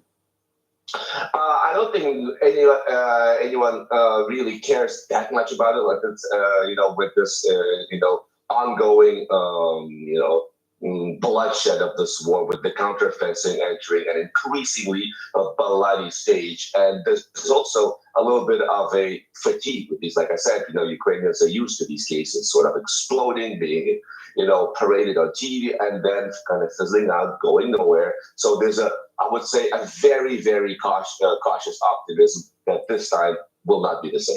Okay, Peter, thank you very much for joining us. Peter Zalmayev there, joining us from Kyiv. Police in Israel have opened an investigation into the use of live fire by officers during clashes in Tel Aviv between rival groups of Eritrean asylum seekers, which left nearly 150 people injured. Now, the violence broke out as Eritreans protesting against their government clashed with supporters of the regime. Now, both groups then fought police attempting to impose the order. Some suffered gunshot wounds and are in serious condition. Israeli media reported it was the first use of live fire on protesters inside Israel since the Second Intifada in 2002. Now, investigators are now gathering evidence from the scene to determine whether officers behaved according to the law. Well, our Middle East correspondent Yolanda Nell is following developments from Jerusalem. Well, this was an event that was organised by the Eritrean embassy, a kind of festival event. It hired a hall not far away from the embassy. It's in the centre south of Tel Aviv. And earlier in the week, as you were saying, there are activists within the Eritrean community, they mostly reside in the south of Tel Aviv, who had warned against hosting this. They say that the authorities didn't heed their warnings. Certainly, the Israeli authorities, the police, the hospitals as well, seem to have been really caught by surprise with what happened here. There were attempts to break through police barricades. The Israeli police then ended up using all of these different riot control methods, as they described them, to try to push people back. But you could see as well from some of the videos that have been shared on social media that there were actually also street fights going on, not just with the police, but also involving asylum seekers who are against the Eritrean regime and those who are in favor of it. And that has been something that we've seen in the past, not on this scale. In the south of Tel Aviv, there has been previous violence between the two sides. We can go live now to Ethiopian journalist Zechariah Zelalem, who joins us from Washington and covers the Horn of Africa region. Thank you very much for joining us. And some people might be surprised to hear there is an Eritrean community in Israel. Can you tell us a little bit about that community in Israel and also relations that they have with people in the country in Tel Aviv? Yes, the Eritrean diaspora community in Israel is a considerably sizable one. It's largely composed of asylum seekers, including some of the hundreds of thousands of people over the past decade or so who have fled the endless mandatory military conscription in Eritrea. And many of them migrated to Israel via the very dangerous Egyptian Sinai corridor. So there are many victims of human traffickers, those who experienced some horrific and traumatic experiences en route to Israel. So many of these members of the community hold the Eritrean government as responsible for their suffering, and it's likely one of the reasons why tensions boil over so quickly. Yes, when you talk about tensions, they clearly, the tensions that we saw in that clash in Tel Aviv, they were really quite violent clashes. Why do you think that happened? What triggered this specific event? Clearly, tensions have been simmering between the two communities for a while. So the Eritrean government really values these pro-government festivals or celebrations that it has been holding for decades across its communities in the Middle East, Europe, and North America. It values them because the country is economically stagnant. There isn't much in terms of foreign currency or foreign investment coming into the country. But for the longest time now, members of these community Eritreans have been accusing the embassy staff, who typically organize these festivals, of spying on their communities, checking to see who's still paying the 2% mandatory income tax, keeping tabs on those who are towing to to the ruling party's narratives. And this is what has led, of course, to frustration boiling over, because for most Eritreans, everything is linked to the fact that the country is still led by a totalitarian dictatorship who for the past 30 years has remained in power, and promises of free press, democracy, and elections are yet to materialize, in addition to the mandatory military conscription that remains in place since the 1990s. So for Eritreans, these festivals are considered fundraisers of a dictatorship, fundraisers of a government that oppresses them. Hence the breakout of anti-government protests at these events, not just in Israel, but over the past year, there's been something like a dozen cancellations of similar festivals across North America, Europe, and Middle East. So it's a continuation of a trend, although the intensity, the ferocity of what we saw in Tel Aviv might have been unprecedented. And yes, it did seem like they came out in quite a large scale, and clearly, as you sort of explained there, this has been simmering for a while. In terms of like support for the government of Eritrea, there is some sort of strength there as well, isn't there, in terms of people that quite like the president and the regime there? Definitely. For starters, the current president, Isaias Afwerki, was also the rebel commander who led the successful Eritrean revolt against Ethiopian forces. And the struggle that eventually culminated in Eritrea gaining its independence in 1991. And the mobilization of the entire Eritrean diaspora to assist the rebel movement at the time of the 60s and 70s and 80s. Well, the same system, the same infrastructure and planning is used and has been used for decades to maintain the government. So, of course, there are those who still are still nostalgic, or who still have positive sentiments towards the government. There are those who continue to lionize President Isaias Afwerki, calling him a hero of the independence, and so on and so forth.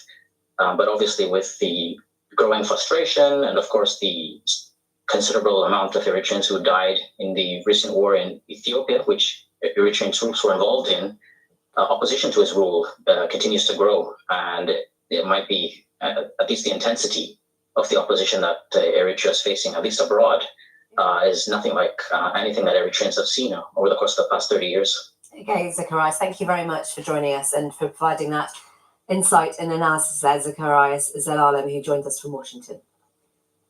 Thank you. We're going to look at some UK news now, and head teachers in England are in the race this weekend to find ways to reopen their schools after being told to shut buildings made with unsafe concrete. Now, many of them at the 104 affected schools are busy rejigging timetables, seeking alternative classrooms, and trying to rent temporary toilets. Francis Rees has this report. The crumbling of a concrete that simply wasn't made to last. RAC was a post-war solution, now causing a headache for 21st century Britain. More than 100 schools in England have been told they need to close. Labour has announced it will force the government to reveal a complete list of affected schools, and now calls for transparency on the scale of the problem and for fast solutions. It's been known for a while. What we've also known for a while is that there's been a real squeeze on school funding. My committee again has highlighted that repeatedly. And when you don't invest in maintenance and improvements in schools, you get these problems arising. But with RAC, it's a systemic failure of the actual material used to build them. Court buildings and hospitals too among those impacted.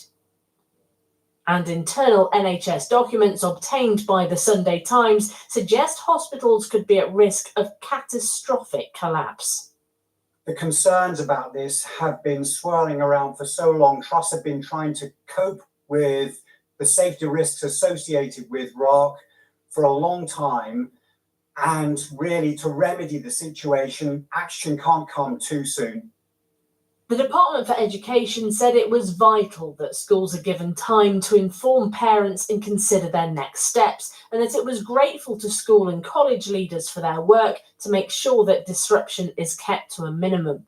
The Department of Health and Social Care also said that the NHS has a mitigation plan in place for hospital buildings with confirmed RAC, and that it remained committed to eradicating RAC from the NHS estate entirely by 2035.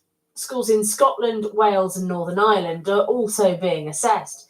In Scotland, RAC has been detected in 35 schools, but First Minister Humza Yousaf said he has no plans to close any schools in the short term.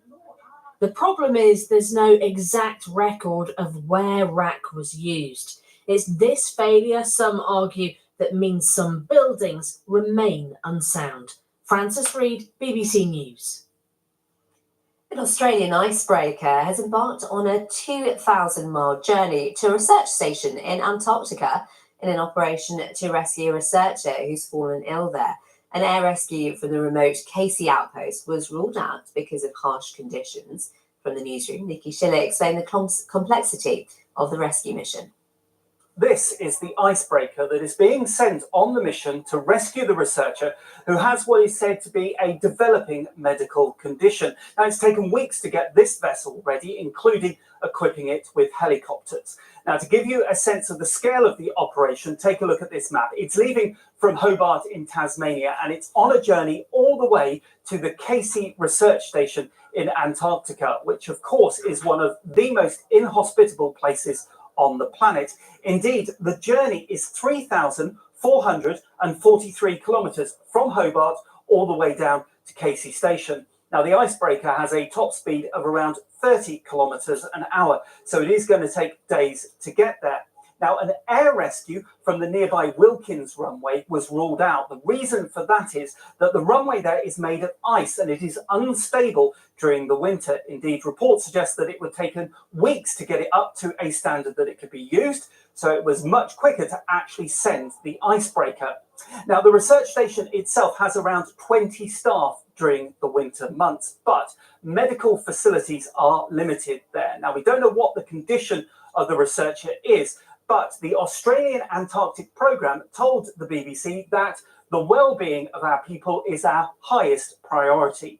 Now, Australia says that all researchers sent to the base undergo extensive medical examinations before they depart, and they say that all the other personnel on the base are safe and accounted for. Nikki Schiller there. We can go live now to Oliver Dark, who's Director of Operations at the British Antarctic Survey. Oliver, why are these rescue missions so dangerous? Good morning. Well, any medical evacuation during Antarctic winter has the potential to be extremely challenging. The weather and daylight at this time of year will almost certainly at some stage, particularly during a long evacuation lasting several days and weeks, be against you at some point.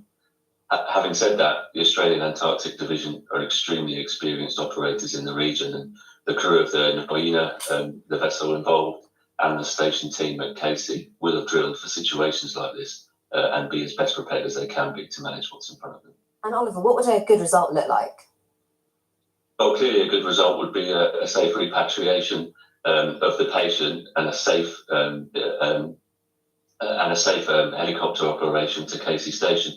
But there's lots of potential hurdles in the way. Local sea ice conditions could slow the vessel's progress, and also any helicopter operation will be reliant on good flying conditions on the day that they arrive. And is there anything like this that's happened before?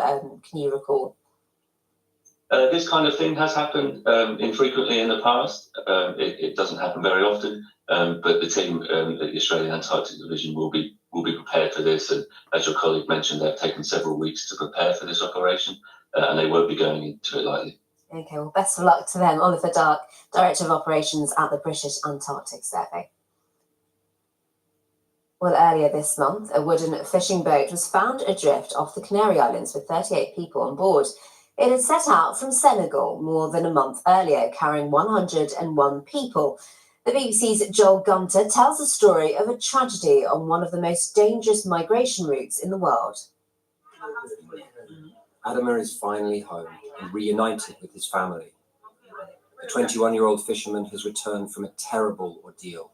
More than a month adrift on the Atlantic, and weeks without food or drinking water. We were so tired. We was starving and thirsty, and the sun was beating down on us. You cannot do anything, only lie silently, staring at the people who still have some food. More than 100 people set out from this village on a wooden fishing boat, aiming for the Canary Islands, but they got hopelessly lost. 63 died on the way, including Adama's brother and his 2 cousins. Every time somebody died, I thought I would be next. At first, we said a prayer for each dead person and put their body into the ocean. Later, we just threw the bodies into the water because we didn't even have the energy to pray. We just needed to get rid of the corpses. Back in the village, after a week with no news, relatives of the migrants began to panic. Adama's mother, Sokna, feared something was terribly wrong. The whole village was worried, wondering if our family members were lost. Everybody was becoming stressed. I got sick because of the situation and couldn't eat. Other members of the family are in mourning. Awa lost her brother, Adama's cousin, to the sea. When we learned that the boat had been found, I thought my brother was coming home. But then they said he was among those who had died in the water. My brother always told me that if I study hard, I will become successful. When I got married, the first thing he asked me was, "Are you going to finish your studies?" I miss him so much. People here in Fastboy will tell you that 2 of every 3 boats that leaves is never heard from again. And yet it is clear that even a tragedy as brave as this one is not going to stop others from taking the same risk. Well, I'm thinking about leaving. Right now, it is all I'm thinking about. And this tragedy will not stop people here from going. We are trying to find solutions to support our families. Almost everyone in Fastboy is connected to someone who went on this boat. For Adama and his mother, there is some relief. But so many others have joined a painful cycle of loss. Joel Gunter, BBC News in Fastboy, Senegal. Let's head to the US now, where more than 70,000 people have been stranded at the famous Burning Man Festival. You can see the pictures there. Rather muddy conditions in the desert state of Nevada. Now, rare rainstorms have turned the event, as you can see, into a bit of a mud bath. It's quite sludgy over there. David Willis, our reporter, is there for his sins and explain more. Early entry to this festival was delayed because of the remnants of Hurricane Hillary. And now, after 24 hours of rain, it has been turned into a muddy morass, just as people were preparing to leave at the end of the Burning Man Festival. That has left tens of thousands of people mired in mud. The organisers are urging people to conserve water, fuel, and of course food, because they could be stuck here for several days. The entry and exit gates have been locked and are likely to remain that way, we're told, until the weather conditions improve. And that could be several days, given the inclement weather forecast.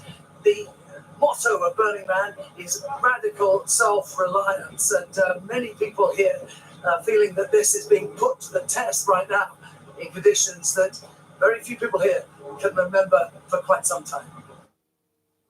David Willis there. Some of his fellow festival goers are a lot more pleased about the sludge than he was.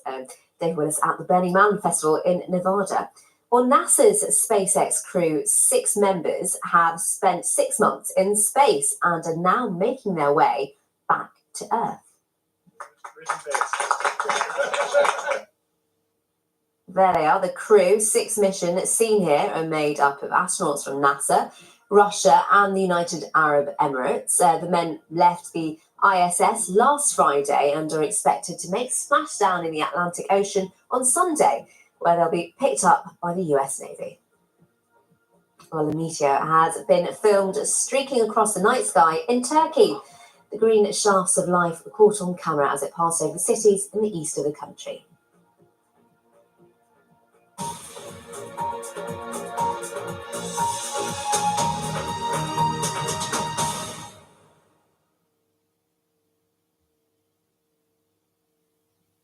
Hello. The weather is set to feel decidedly summer-like over the next few days, but there is just one small reminder that we are now into September. Something a little more autumnal, a murky start to Sunday with some mist and fog patches in places, and a completely different type of weather in the far north of the UK. This stripe of cloud on our earlier satellite image is a frontal system which will continue to bring outbreaks of rain in the far north of Scotland. It'll be breezy here as well. But further south, under the influence of high pressure with light winds, there are some mist and fog patches around across parts of England, Wales, Northern Ireland, southwest Scotland, tending to lift and clear through the morning, and then we will see long spells of sunshine, although that sunshine may just turn a little hazy at times with some high cloud in the sky. Our frontal system in the far north of Scotland still bringing some outbreaks of rain and a brisk breeze, with some shelter from that breeze in northeast Scotland. We could see highs of 25 Celsius, parts of southern England up to around 26 Celsius. Through Sunday night, one or two mist and fog patches will once again develop. Our frontal system still plaguing the far north of Scotland with clouds, some splashes of rain. It's certainly not going to be a cold start to Monday morning, most places between 10 and 15 Celsius. And for Monday, we do it all again. Our frontal system still in the far north of Scotland, particularly the Northern Isles, seeing cloud and rain with that. Elsewhere, early mist will clear. We'll see some long spells of sunshine, a bit more of a breeze in the far southwest, but still 25 Celsius there in Plymouth, 27 for London, 26 in Aberdeen. So the warmth will be widespread, and there is more where that came from. Another very warm day on Tuesday. Just a small chance of a shower in western parts of the UK. This frontal system really weakening in the north of Scotland, and temperatures again widely into the low to mid-20s, some places maybe just a touch higher than that. For the middle of the week, our area of high pressure is set to shift eastwards, low pressure swirling to the west of us, and this weather setup will bring us a southerly flow of winds and some very warm air indeed. In fact, it may feel hot in places on Wednesday. Temperatures in the south maybe up to 29, possibly 30 degrees, and only very slowly turning more unsettled at the end of the week.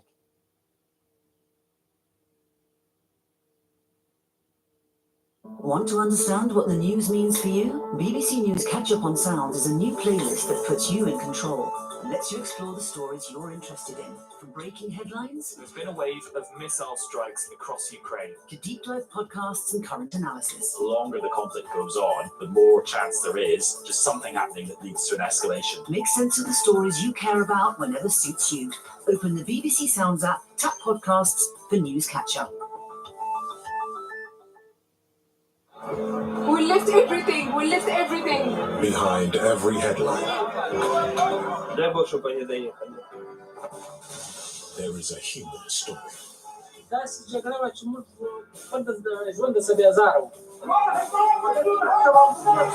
is our world. History is important. A true sense of belonging. It's a living culture. A series of documentary films that reveal the human drama at the heart of global events. When you allow a country to take away one of your rights, you give that same country permission to take away all of your rights.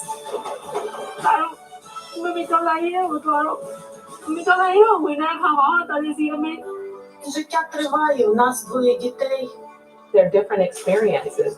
There are different kinds of people. Our world. Watch on BBC iPlayer.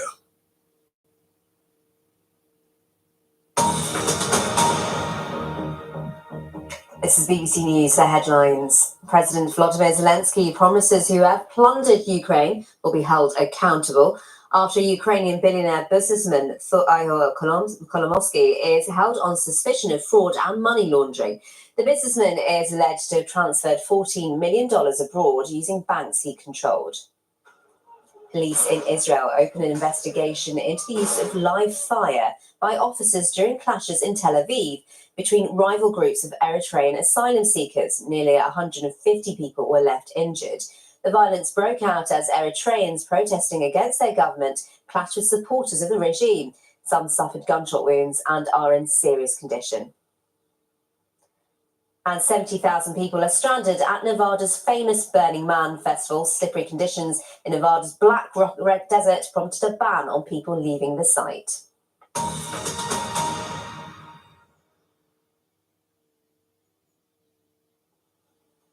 Now, BBC News Click.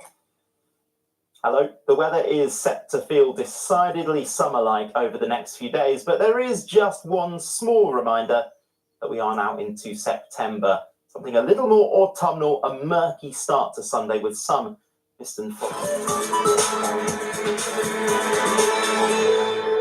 This week, we look at how artificial intelligence is being harnessed to help produce music and dance. From pop to ballet. Nick checks out the whiskey distillery aiming to become more sustainable. Do that in front of a Kerry would be very happy. Not sure. Don't know what's going on there, to be honest. And Lara is eating again. I'm going to have a bit more of that one. Just have a bit more to think about how it tastes and just got nice.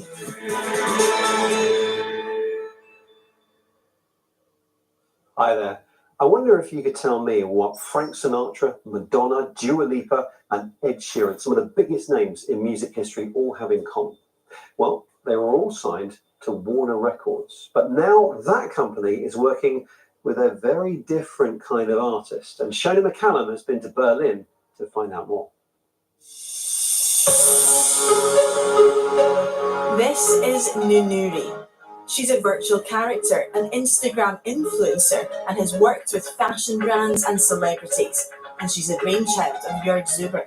Well, Nunuri is a lifetime project for myself. I created her in my mind first. I did a little sketch of her, and so this was the idea, the origin idea of Nunuri. Nunuri's appearance has been created using computer-generated 2D graphics and motion capture. It uses a lot of manpower, so we were at this time like 5 people in my studio, and we started like the hair, the drawings of the fabric, the movements and everything. And I slipped into a motion capture suit to walk as her, to define her movements, her gestures and everything. But I couldn't find an investor. Everybody said like, no, this is not really working. We don't want to have digital things, and nobody would listen to a digital character. And the more no's I got, the stronger she grew. Tell me about the record deal with Warner and Nunuri. Oh my God, this is amazing. It's like really like, it was accelerating my pulse when I got the email from Warner Music Central Europe is writing me, and they were like asking me, are you interested in music? And I said, well, what a question. It's the first time a digital character has been officially on the label's roster. Whenever it comes to appearances in metaverses, in gaming, when you want to experiment with motion capture technology and so on, Nunuri is a perfect fit here. You can appear in different places at the same time. You can change her style in a minute. We can make Nunuri fly if we want, because it fits natural to her, because she's already a digital character. So there are more opportunities than with a human artist in that respect. Her voice has been created with the help of artificial intelligence, based on Jörg's own voice, meaning her sound is completely unique. They pitched it higher, of course, they made it more female, but we didn't want to create like a human voice. We wanted to have it a bit like technology, like a bit tech voicey. So the bass and the original voice of her is my voice. But to produce a melody, they brought in a real-life singer. So, and there comes the moment where we used AI technology, because the music from the singer, so the voice from the singer, we needed to know when he was singing high, when he was singing low, when he was singing slower, when he got more speed, when he got more pressure. And this is the end result. Just a little push, it's enough to start a chain reaction. AI was only a small step in the creation of this song. Producers and songwriters all over the globe contributed.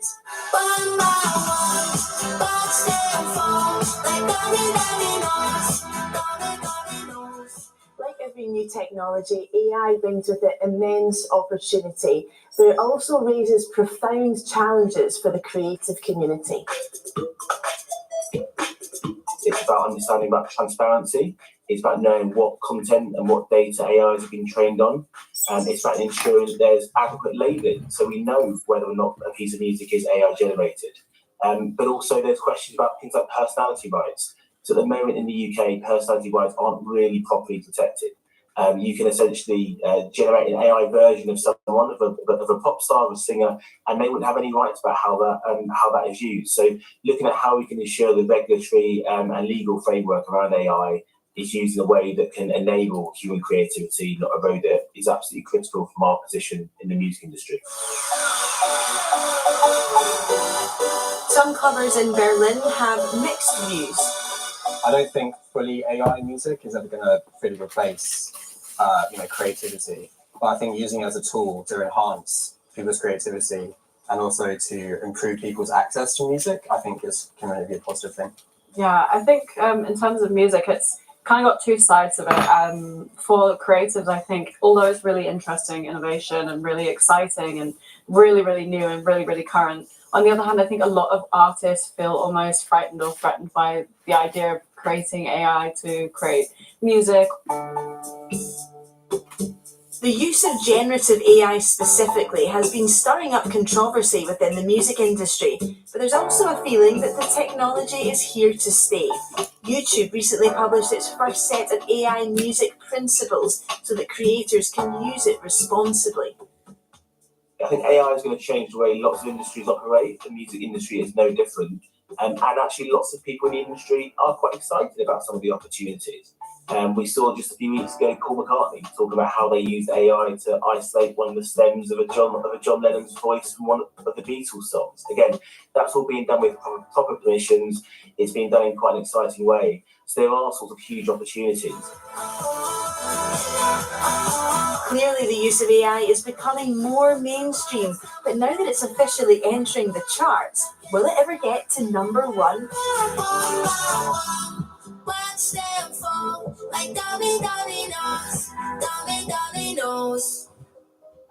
Right, from pop stars to ballet now. At the Leipzig Opera House, there is a show called Fusion, which is the world's first ballet to be inspired by artificial intelligence. Now, the team behind it used AI tools to generate images and sounds, and those were used to influence the choreography, the set design, and the music. In fact, the creative director even asked ChatGPT for ideas on how to stage the final performance.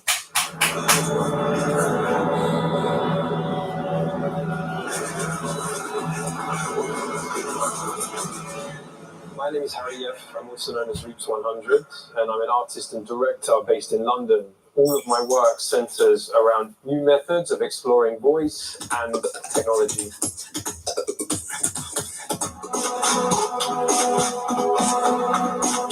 I grew up in quite a difficult environment. I wouldn't say that I had an unhappy childhood, but it was definitely disorganized. My first love was actually tournament chess. It was playing chess that showed me that creativity can come from any place. Both my mum and dad are neurodivergent, and I am diagnosed dyslexic and ADD. And in school, that was tough, feeling like you're something else or put in a different category.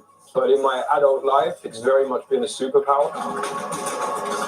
It was through chess that I was first introduced to AI. It's very normal to play with an engine. It never got tired. It never got bored.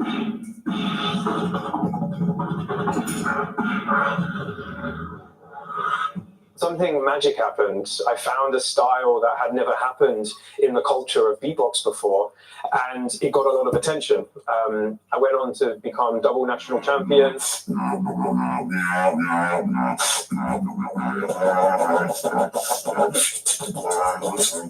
I started to really explore. I started to think about, well, what is possible, and with this unique ability that I have, but could AI allow something so human to evolve? So over the last 6 years, I've moved a lot into direction and creative direction with technology. And I was appointed as creative director of Fusion, which is a collaboration with Leipzig International Ballet in Germany, 35 international dancers. And the idea was, with Mario Schroeder, who's the ballet director, to introduce a new tech process, but the whole story is really about how do we visualize tech. So speaking with GTP3, we were able to talk about this idea of different shapes and what shapes represent technology. And eventually, using very simple applications through Midjourney and DALL-E with Paul Zollet, started to visualize some of the earlier text that we generated. So you started to see these new set pieces, a white tree floating over a stage, a large disc that is black and absolute with water, and these kind of visual hallucinations that came from these AI conversations. They were directly inspired by us, and then that directly inspired us.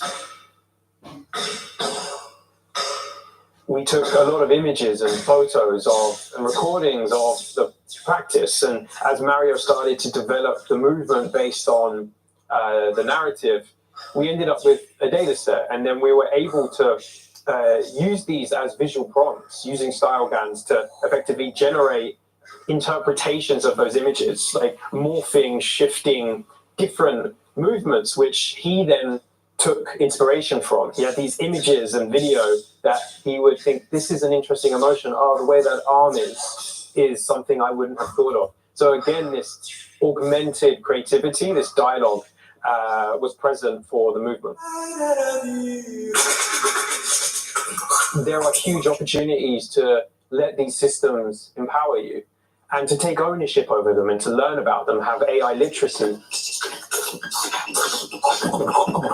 They have been a mentor, they've been a collaborator, and even when they're an opponent, they help me grow. And for that, for now, I'm very, very grateful.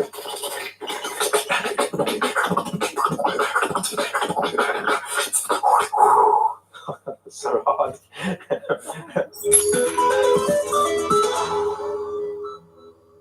Okay, time for a look at this week's tech news now. A technical issue that led to widespread flight disruption this week was caused by incoming flight data, say UK air traffic control bosses. The National Air Traffic Services said that a flight plan its systems couldn't process prompted the tech fault. Google DeepMind is trialing digital watermarks that can help to spot AI-generated images that have been created with its image generator, Imagen.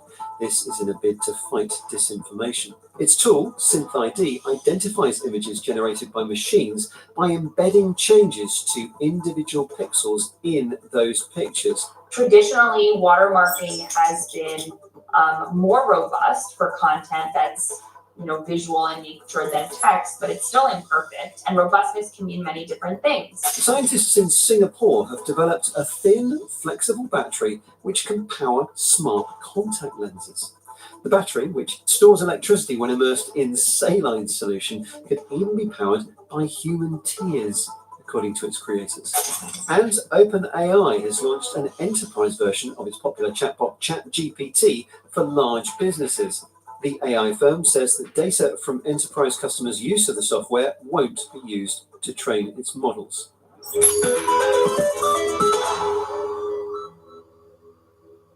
Companies all over the world are finding new ways to produce food for our growing population without putting as much pressure on animals or the environment. So here comes Lara with a new dairy alternative. Say cheese. Sustainability and animal welfare are at the heart of Better Dairy's mission, which is to create cheese in a lab using precision fermentation. One of the big challenges when it comes to dairy alternatives is recreating cheese in a way that you'd actually want to eat it by itself. And this London-based company is focusing on casein, an element that normally comes from cows, but they're using plant-based products. And the idea is that this, once it's perfected, can be used in any form of cheese to make a proper variety. Casein is one of the main proteins found in milk and the one that gives it its white colour. It's also most of the protein found in cheese, and it's what gives cheese its melt, stretch and flavour. Casein has really exciting properties to it. that allow these really intricate, complex cheese matrices to form, encapsulating fat so that when you melt it, it flows, capturing salt crystals so that when you're biting a vintage cheddar, you taste that flavor. It's very complex. Kate, what are you up to here? Hi, well, just like you can grow yeast to make beer, we grow yeast to make caseins for cheese. So here I'm just starting the small culture. This is going to go in the incubator and grow overnight. Once the yeast has spent its night in the incubator and the scientists are happy with it, it moves on to this stage of the process. Jacqueline, what are you doing here? So once we have the right tube, we put in this small vessel in which we can control different temperatures, pH, aeration, and then we have the right conditions for the growth. Once we have this, we move for a larger scale, and then we keep growing to have more of our product, that is the caseins. And once the brew is ready, it's brought over to this machine where it's filtered and purified. And from there, lots of data is collected on it to really be able to perfect the casein. Meanwhile, here in the food science lab, cheese is being prototyped using casein. Alex, what have you got going on here? So once we have our casein, we can reconstitute it into milk, from which point we can add rennet to it and coagulate those cake proteins into a curd. From there, we cut our curds, expel the whey and the moisture from those curds, and then finally press them into a hard block of cheese. It looks like custard at the moment, but you're going to turn that into something that looks more like cheese. Yes, so from this point, we've just taken our caseins, reconstituted it into milk, and then we've added rennet to the milk, which is coagulated all the proteins in there into one solid mass. Now the issue is we need to get all of the water out of it to make a solid block of cheese. We do this by first cutting the curds and then slowly increasing the temperature, which drives that moisture out. Finally, those curds are all combined back again and then put into a press. Most of our processes are very traditional because of the nature of our protein. Pressing the cheese overnight serves to expel any remaining moisture from the curd and also improves its final texture. It's time for the big moment, the tasting. This looks amazing, like regular cheese, but what's the difference in terms of ingredient? What isn't in this that you would normally get in cheese? So because we can use plant-based sugars, we can omit the lactose, which is obviously great for lactose intolerant people. Yeah. And because we're using plant-based fats, we have really low cholesterol. So it's actually a much healthier cheese. That's a good start. Which one shall I eat first? I would say go for this one. This is one of our mature cheddars. Lovely.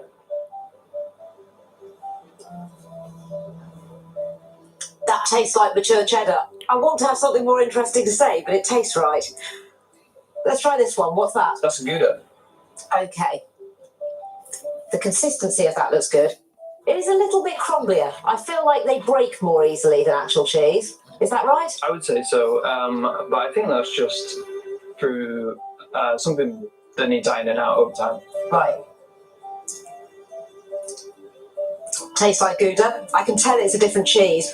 They are a bit crumblier than regular cheese. That's the only difference that I can really point out. So it tasted pretty good. What happens when you try and melt it? They melt, yeah.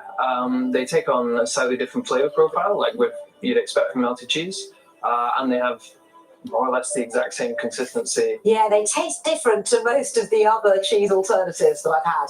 A lot of the others have the wrong texture. This is the closest in texture, albeit a bit crumbly. Most alternative cheeses you wouldn't want to be eating by themselves. These actually feel okay as pieces of cheese. I'm going to eat a bit more, which is always a good sign. Can I have a bit more of that one? Let's just have a bit more to think about how it tastes, and it's quite nice. Okay, we'll leave Lara to conduct some in-depth research there, and we'll cross to Nick Queck, who's been to a whiskey distillery. I mean, honestly, the pair of them. Nick's been finding out how technology is helping the whiskey industry to move with the times. Whiskey is one of Scotland's greatest exports, with sales soaring above £6 billion last year. Producing the amber nectar takes a lot of energy, but the Scotch Whisky Association has pledged to reach net zero emissions by 2040 across the board, 5 years sooner than the Scottish Government's goal. And this distillery here is set to achieve those targets, with sustainability at its heart. Today I'm on a whistle-stop tour of Ardnamurchan and the first port of call, the power source. So the dam does two things. It helps with cooling in the distillery, but it also feeds into a hydroelectric system which supplies renewable energy to help with the whiskey making. It's also installed solar panels and it's using a biomass boiler instead of oil for 100% of its heat. Holy smokes! That's powered by local forestry, wood chips within 10 miles of the distillery. So for every acre of woodland that's cut down to make the wood chip, there's replanting that's going on. Water from a nearby natural spring goes into making the final drink along with yeast and barley. But a lot of byproducts are created. During the distilling process, an unwanted residue called pot ale forms. And after the mashing stage, spent barley grain, known as draff, is left behind. So each trailer will be filled every 2 days. It's mostly husk and leftover it's warm. protein. It's warm from this morning. It can either be dried and added to the pot ale syrup and compressed into animal feed, or it can go directly to the estate and fed to cattle. You know, that is deliciously smelling for a cow. I tell you, you put that in front of a cow, it'll be very happy. You got shit. Yeah. It's estimated that about 500,000 tonnes of draff and around 3 billion tonnes of pot ale are produced each year by Scottish whisky distilleries. So what if this waste could be turned into not just feed or fertiliser, but high-value fuel? Celtic Renewables took some from Ardnamurchan to prove its technology here at Scotland's first biorefinery. So these act as the raw materials for our bacteria, and they essentially grow on the organic matter that's in here. They break it down and they convert it into their end products. And their end products are highly valuable chemicals, acetone, butanol, and ethanol. And right now, you can only get them from fossil fuels. And you might think, well, what's that got to do with me? Well, actually, it's found in everyday objects like lenses and glasses, remote controls, tablet screens, medication, soap, perfume, in decaf coffee to remove the caffeine from coffee, and different bacterial sprays, stuff we use all the time. There's plenty of carbon out there in biological residues, and that can be used to make the chemical products that we make, which directly replace the same chemicals made from oil and gas, and things we have to dig up. Martin's solution is based on bacteria, starting in this anaerobic chamber. I kind of liken it to a pot plant. You start with a seed and a small little plant, you let it grow a bit, then you put it into a bigger pot, and then you put it into a bigger pot. And we're talking lots of pots. Oh my goodness me! Wow! That makes sense, Martin. So this one, we can grow 5,000 litres worth of bacteria. Is this the end? Nope, there's one more to go. If you're going to tickle it? Absolutely. Those are enormous. It's pretty amazing to think that what happens in the lab just a few feet away culminates here with these 5 gigantic vessels holding up to 500,000 litres of bacteria. Finally, the mixture is fed into this distillation tower, which extracts the chemicals from the mixture. There's a lot of machinery and a lot going on here. Our process is also an industrial process and requires energy and heat. But we do this in a way that is as sustainable as possible. We recycle the heat, we use sustainable energy. The offices are heated from the heat in the factory that's produced in the process as we go along. But is this the solution for a sustainable future? It's not us versus something else. It's all of them need to come together, wind, wave, tidal, whatever it is. We need to put all of these together if we're going to achieve it.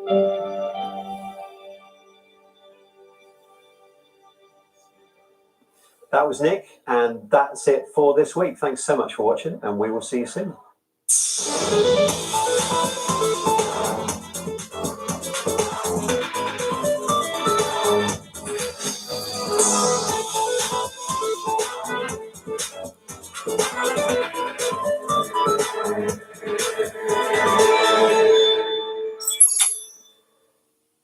Hello again. One of the features of this year's summer season was the highest temperature recorded in the year wasn't actually that high. 32 degrees Celsius. More often than not, we see temperatures reach at least the mid-30s. And the weather in the weekend is going to get a lot warmer, probably not quite reaching the 32, but 29, 30 degrees is going to be some of the warmest weather that we have seen during the year.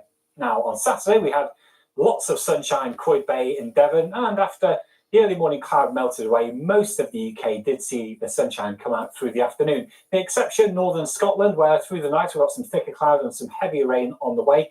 It's going to be a mild start to the day on Sunday, temperatures around 12 to 15 degrees Celsius. Now, over the next few days, an area of high pressure is going to build over and close to the UK, and it's this that's going to bring essentially a lot of dry, warm and sunny weather, with weather fronts draped just around the periphery. Now, on Sunday, maybe a few mist and fog patches first thing in the morning, otherwise lots of sunshine around. Breezier weather, though, for the far north of Scotland, where that week weather fronts will continue to bring the threat of a few patches of rain, mostly to the Hebrides, the north of Highland, Orkney and Shetland. And for these areas, temperatures a little bit below par. Otherwise, most of Scotland and Northern Ireland around 20 to 23, England and Wales 23 to 25. It will feel warm in that September sun. And we've got more of that sunshine to come on Monday as well. Again, 1 or 2 early morning mist and fog patches clearing, and then sunny skies across the board, with the exception, again, across northern Scotland, where weather fronts continue to pester. However, it will begin to get a bit warmer across the north, 26 degrees in Aberdeen, some 26s and 27s across England and Wales. Now, this fine spell of weather is down to the position and shape of the jet stream. Got a big ridge across the UK, and actually this is part of a broader Omega block pattern. These block patterns don't tend to move very far, very fast, and that's why the weather for most of the UK is going to stay settled and sunny for the most part. Now, there will be just a few exceptions here and there. Could see an odd shower popping into the extreme southwest of England.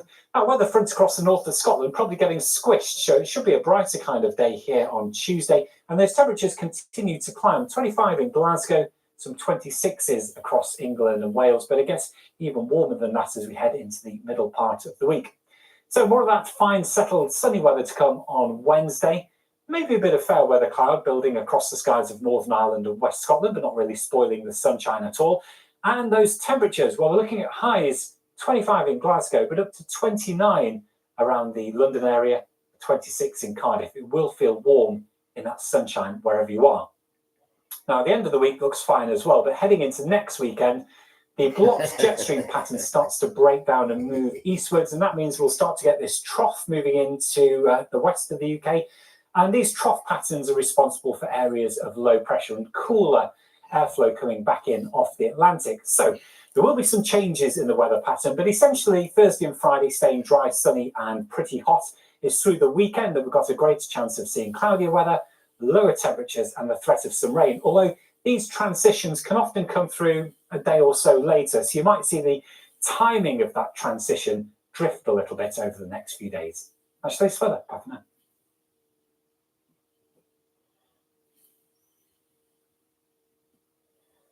Margaret Atwood, welcome to This Cultural Life.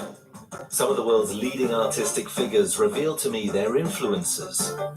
Music is part of our culture, dance is part of our culture. And the experiences that have inspired their own work. The people around me never said you can't do this. I was totally in love with Monk.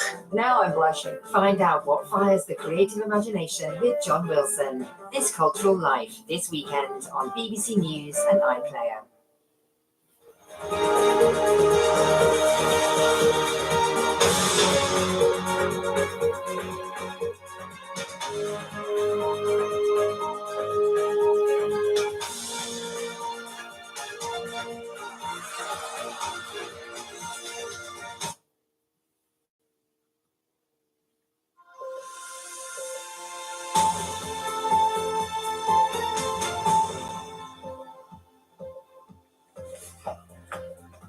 Good morning, welcome to Breakfast with Ben Thompson and Rachel Burden. Good morning, our headlines for you today. Ahead of disruption in some schools because of concerns over dangerous concrete, the Education Secretary promises no return to the dark days of school lockdowns. A global search begins for the guitar of Sir Paul McCartney, played on some of the Beatles' first and most famous records. Good morning in sport. A hat-trick of hat-tricks in the Premier League. One of them by Erling Haaland as Manchester City go top again after continuing their perfect start to the season. And we've got some mist and fog out there this morning, but that's going to clear away and there'll be plenty of September sunshine this afternoon, feeling warm as well. I'll have all the details throughout the programme.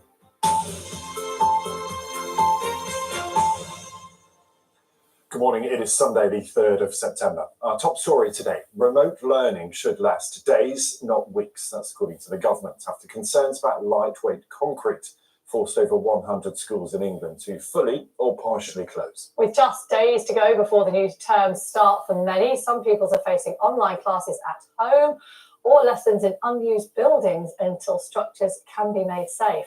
Ministers are facing calls for more transparency over the schools affected. Francis Reid has more. The crumbling of a concrete that simply wasn't made to last. RAC was a post-war solution, now causing a headache for 21st century Britain. More than 100 schools in England have been told they need to close. Labour has announced it will force the government to reveal a complete list of affected schools. And now calls for transparency on the scale of the problem and for fast solutions. It's been known for a while. What we've also known for a while is that there's been a real squeeze on school funding. My committee again has highlighted that repeatedly. And when you don't invest in maintenance and improvements in schools, you get these problems arising. But with RAC, it's a systemic failure of the actual material used to build them. Court buildings and hospitals too among those impacted. And internal NHS documents obtained by the Sunday Times suggest hospitals could be at risk of catastrophic collapse. The concerns about this have been swirling around for so long. Trusts have been trying to cope with the safety risks associated with RAC for a long time, and really to remedy the situation, action can't come too soon. The Department for Education said it was vital that schools are given time to inform parents and consider their next steps, and that it was grateful to school and college leaders for their work to make sure that disruption is kept to a minimum.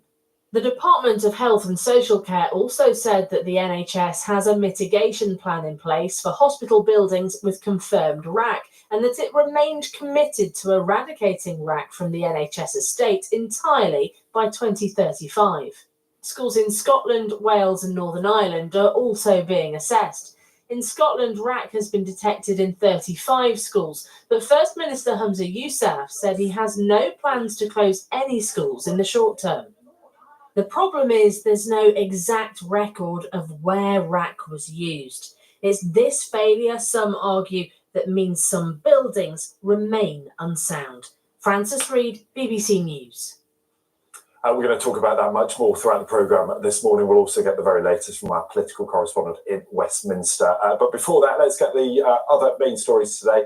Rachel's got those. Hi, Rachel. Hi, thank you. So yes, almost a year on from the death of Queen Elizabeth II.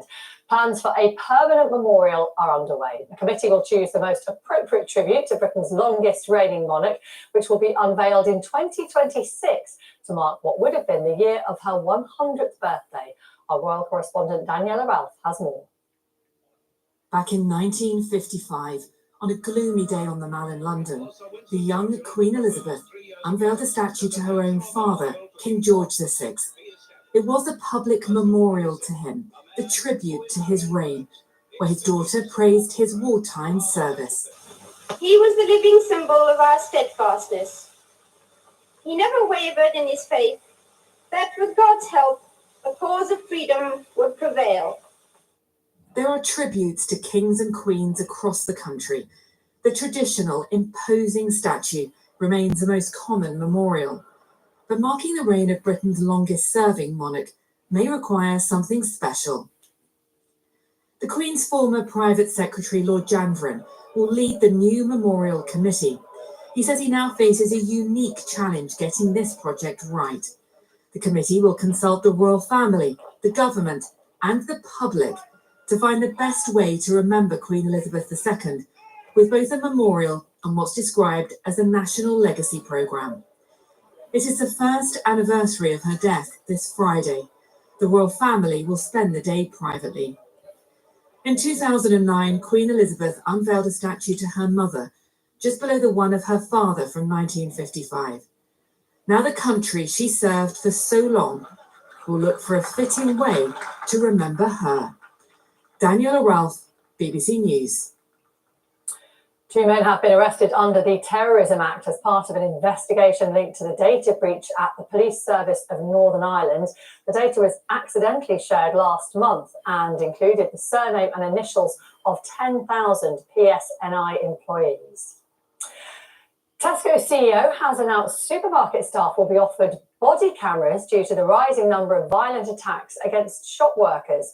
Writing in the Mail on Sunday, the supermarket's boss, Ken Murphy, called for tougher laws targeting offenders who abuse or threaten retail staff. He called for action after the number of physical assaults against Tesco staff increased by a third since last year. Campaigners hoping to get the Cricket House pub near Dudley in the West Midlands rebuilt after it was destroyed in a fire have taken part in a special padlocking ceremony. Contractors have brought in storage containers to keep the bricks safe after they were saved from the demolition of the famously wonky pub. Some bricks have already been stolen, and the local MP says it's important to keep the rest under lock and key. Now, a global search has begun for the bass guitar that Sir Paul McCartney played in his first public performance with the Beatles. The star has enlisted the help of the German manufacturer of the guitar, Hofner, to get back his treasured instrument. Our reporter, Helena Wilkinson, has more. Love, love me do. You know I love you.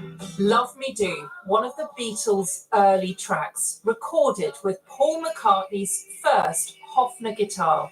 He bought it when he was a teenager from a shop in Hamburg in 1961. It cost £30. It's the bass guitar that can be heard on other singles which powered Beatlemania. But in 1969, it disappeared, presumed stolen. This is one of the last official sightings of the instrument. Since then, rumours have swirled about where it might be. Sir Paul's personal appeal for its return has turned into a global search. The team helping him say the guitar is of huge significance. Its importance in music history and its importance in social history is just unprecedented. You know, there are few instruments that we could think of that we compare. People talk about Beethoven's piano. There isn't really an instrument on earth that has created not just music, but created a change like Paul McCartney and the Beatles created back in the 60s than that bass. Love, love me do. People from around the world are now being asked to help try to track down the £10 million instrument so it can be returned to Sir Paul McCartney. Love me do. Helena Wilkinson, BBC News. And we are going to talk to the man leading that search a little bit later on in the programme. Now, festival goers in the US state of Nevada have been told to conserve their food and water after heavy rain turned the campsite into a mud bath. US media reported that more than 70,000 people have been stuck at the Burning Man festival since yesterday. Our North America technology reporter James Clayton reports. Burning Man is a festival deep in the Nevada desert. Heat and sandstorms are supposed to be the main threat to attendees, but this year, rare rain has turned the desert sand into thick, sludgy mud, causing havoc. Now festival goers are literally stuck. Organisers have said that no vehicles except emergency services are permitted until the surface dries out. It means cars can't get in or out. In a statement, Burning Man officials added that participants are encouraged to conserve food, water and fuel and shelter in a warm, safe space. Some are making the most of it. It's definitely muddy. It's definitely wet. We're definitely hunkered down, but we're taking it as an opportunity to hang out and spend more time with our new friends and old friends in the camp. And there are definitely other camps that I can see. They're downright partying and having a great time. The problem these festival goers have, though, is that they're in the middle of nowhere. I've spoken to people who have hiked out to the nearest tarmacked road and were hitchhiking to Reno as the dark and cold set in. And with more rain and unusually cool temperatures expected on Sunday, many may be stuck in the mud for a good while yet. James Clayton, BBC News. Oh, that looks like hard work. Tell you who might like all that water, though. Yes. This next story, an otter that loves basketball. Bear with us. Oh, look at that. This is Juno, who lives in Oregon Zoo. And as you can see, she's been taught how to play basketball, as you do. That's terrific. I love it. Yeah, she's 9 years old. She's been taught how to put the ball through that specially made hoop. But it's all about keeping her fit and healthy to keep her joints moving as she gets older. Apparently, she can also dribble the ball, pushing it with her feet. But I'm not sure that we can see her dribbling. I could watch that all day. I could. I've enjoyed that more than I thought I was going to, I'll be honest. You like Juno? Well, I knew we were doing a story about an otter playing basketball. I wasn't convinced, but now I am. You get it all here. Right. We'll bring you up to date with everything you need to know. The time is 11 minutes past 6, and what we do need to know is that the weather is getting a little bit better. Oh yeah, summer's decided to turn up. It has, hasn't it? Yeah, kids go back to school on Monday. For most, I think, or Scotland went back a few weeks ago, didn't they? But yeah, summer is definitely arriving through this week. It was a lovely day yesterday with some sunshine.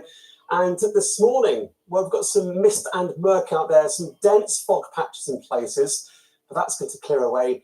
And after a murky start, there'll be some warm sunshine into this afternoon. There is one exception to that, and you can see here from the satellite image, we've got this area of cloud here affecting the far north of Scotland. That's bringing some outbreaks of rain at the moment to the Northern Isles as well. And it's that cloud which is this weather front, and that's just going to stick around, I think, over the next couple of days, actually, in the far north of Scotland. But for most of us, it's higher pressure that's dominating the weather for the next few days, at least. So mist and fog initially this morning, that's going to lift up and clear away. There'll be some hazy sunshine for a time, but then certainly into the afternoon, for most parts of England, Wales, Northern Ireland, and for most of Scotland as well, there'll be some warm, sunny spells. Temperatures 24 degrees in Aberdeen, 25, 26 Celsius in the southeast. But where you've got that cloud, a bit of rain, and more of a breeze in the northwest of Scotland, 15 to 18 degrees here.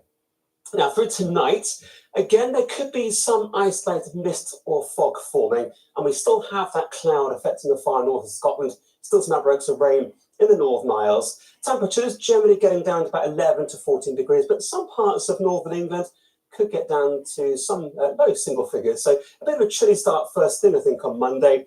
But like today, any mist and fog will clear away pretty quickly on Monday, and there'll be lots of sunshine once again. Lots of blue skies. And again, it's just the far north of Scotland that will have the cloud, a bit more of a breeze here. So temperature 16 to 18 degrees, but it'll turn warmer on Monday. Look at that, 26 Celsius in Aberdeen, 22 in Belfast, but widely across England and Wales, 24 to 27, maybe 28 degrees Celsius. Tuesday, well, more of the same. Early mist and fog, a bit of fair weather cloud, could catch the odd shower down towards the southwest of England, some coastal fog around the northeast of England. But as you can see here, I'm really picking out some very minor features. For most, it's going to be sunny. Temperatures, well, again, up into the mid to even high 20s throughout Tuesday afternoon. And then into the rest of the week, well, high pressure still dominates things. We've got low pressure down to the southwest around Iberia, but it's this high pressure that keeps things pretty settled. And with a south or southeasterly airflow, that's going to bring even higher temperatures and actually more humidity.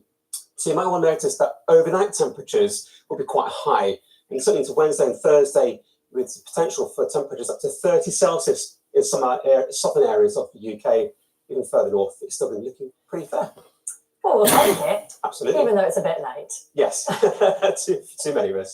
Thanks, Simon. At the time now, just 14 minutes past 6. Two mothers whose children died after getting into trouble in the water off Bournemouth Beach are calling for better education about the dangers of the sea. 17-year-old Joe Abbas and 12-year-old Suna Khan died in May when they got into difficulty while swimming in an area with lifeguards. Our reporter Anjana Gadgil has been speaking to their mums, who say coastal councils should improve signage on the beach. 17-year-old Joe Abbas on his way to Bournemouth Beach on the 31st of May. I dropped him off saying, don't forget your sun cream and drink some lots of water because it's going to be a hot one. There's so many other things in life you worry about as mum. Going out for a fun day at the beach was never something that worried me in the slightest. And to drop him off and him never come home is the worst. That's your mother's worst fear, isn't it? You know, you don't imagine your child won't come home after a day out. Joe, a trainee chef from Southampton, was one of 10 people who got into trouble in the water. Efforts were made to resuscitate him, but he never recovered. The hospital consultant came on the phone and they said, there's no need to hurry, it's too late. Which broke my heart. Because, you know, it's my boy, 17 and a half. Doesn't happen. It doesn't happen. But it did. And we've had to live with that for the last 13 weeks. That he's not coming home. He should have come home. 12-year-old Suna Khan from High Wycombe was also on the beach that day. This is the last footage her mum has of her daughter. I find it really hard to imagine that she had gone somewhere that she loved and she didn't know that that was, you know, going to be her last day. Yeah. Look at her pictures every day and the videos I have, and I just wish that I had more. You know, you never realise that you don't have enough until they're all you have. Sana drowned along with Joe. 2 families left incomplete.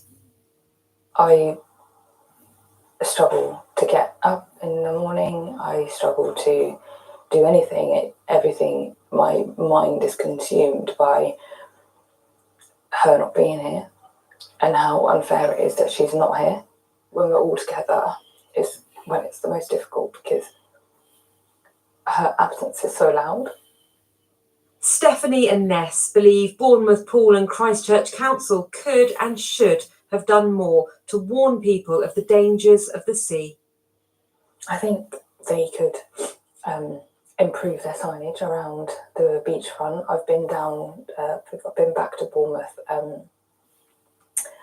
since Sana died, and I had a look at the signs that are there, and there are none there that would suggest there is any danger in that water. Joe was strong, wasn't he? He was strong and fit. Massively, yeah. He'd go to the gym about 4 or 5 times a week, and you know, a strong young man to be just taken like that is crazy. You can't assume that if you're waist high in the sea, you're safe. The conditions can change, and people need to know that. I didn't know that.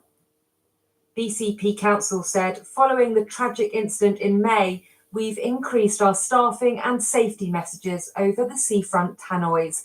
We've also placed additional banners and digital media in the vicinity of Bournemouth and Boscombe Piers to help promote the RNLI Float to Live message. The mothers also want schools to educate children and parents. They message each other every day. We help each other through the bad times. It helps us feel less alone. Just day-to-day things, how you're feeling, and it helps. Both mothers now want to prevent other parents experiencing what they've had to endure. And Janig Adgil, BBC News. Absolutely heartbreaking and incredibly brave of both mothers to talk about their experiences and put forward that safety message as well. So our appreciation goes to both of them. Yeah, really important message, especially, of course, given that the weather is looking pretty good this week. People might be tempted out into the water. At 6:19, let's have a look at the front of today's newspapers and the Observer. Well, it's leading on the issue of that defective concrete in England's schools. The paper has an exclusive interview with a senior civil service whistleblower, it says, who's told the paper that ministers were more concerned with saving money than improving safety. The Mail on Sunday has an interview with the chief executive of Tesco, Ken Murphy. He's told them that he has to provide his staff now with body cameras due to a rising number of attacks. MOD hit by hackers, that's the headline on the front of the Sunday Mirror. The paper reports that Russian hackers are accessing details about Britain's nuclear weapons base, with details published on the so-called dark web. And the Sunday Times reports that the American banking giant Citibank has started monitoring how often its British-based staff go into the office. The paper reports that staff who fail to attend at least 3 days a week could face losing their bonuses. Now, we normally like to show you a nice photo. We've got a video for you this morning, and this is an incredible image of a meteor that's streaking across the sky in Turkey. Take a look at this from another angle. Wow. It's incredible, that, isn't it? As it passed over the city of Erzurum in the east of Turkey last night. Incredible how it goes behind the clouds. I mean, just the green colour of it as well is amazing. Absolutely. And that little boy with his funny light of blue, no idea what was going on, but it makes a great picture. Incredible bit of video there. And there's much more on all those stories on the BBC website. Now, narrow passageways and ginnels between rows of houses are often neglected and prime territory for fly tipping. We've talked about this before, actually, on the programme, but communities across the UK are coming together to transform these areas into clean, green spaces. But here's the question, who should be responsible? Should it be local residents who are responsible for that big clean-up, or should the council get involved? Well, our reporter Crispin Rolfe has been looking at the state of alleyways in Grimsby. Which alleyway would you prefer to live next to? This one or this one? The kids can play here because all the gates are locked, so it's safe, and they've got somewhere to go. Clean them up. Clean them up. It brings people together. What have we got here? Well, another alleyway that has been cleared. It did get cleared last year, but as you can see, we've got it accumulating again. And here we have this alley here, which is probably the worst of a lot of alleys that are just like this, but they don't get much worse than this. Just look at the height of it. I mean, it's dangerous, isn't it? It could be out in there. It's a fire risk. Imagine if the fire brigade need to get down there to put out a fire. Well, anti-litter campaigner Marco Lawless knows which one he'd prefer to see on the back streets of Westmarsh in Grimsby. What trolleys do? Transport litter and waste. Look at it. But he says that in his neck of the woods, the litter and the fly tipping just keeps happening. Another pocket of rubbish, look. Mattress galore. So clothes, bedding, sofas. And it's a frustration for people living here who often feel powerless. So I've got a camera in that window. I've caught people fly tipping all the time. Reported to council, sent videos. They are not interested. It's not their land. I even said to them, what do we do? They're saying at the end of the day, it's these houses that are responsible for it. I don't see how that's fair, considering there's other people coming down for tipping. It's all quite a contrast to the community effort that's gone into this alleyway in Cleethorpes over the years, making it a great space for the families living around it. We're expecting all the rubbish coming down here, beds and all sorts, and everything was just all over the place. In the end, we asked the council if we could get some bags, and then we had some seats made.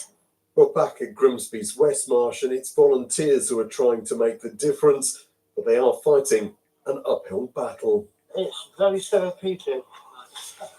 Totally different to what I do for a living, and helping the community. We're going to keep on with what we do. It's good what we do and all that, and we're just trying to keep it tidy. But of course, they and the council, which is often dealing with private land, can only do so much. The call then from Marco is to the community to try and tidy up its own backyard.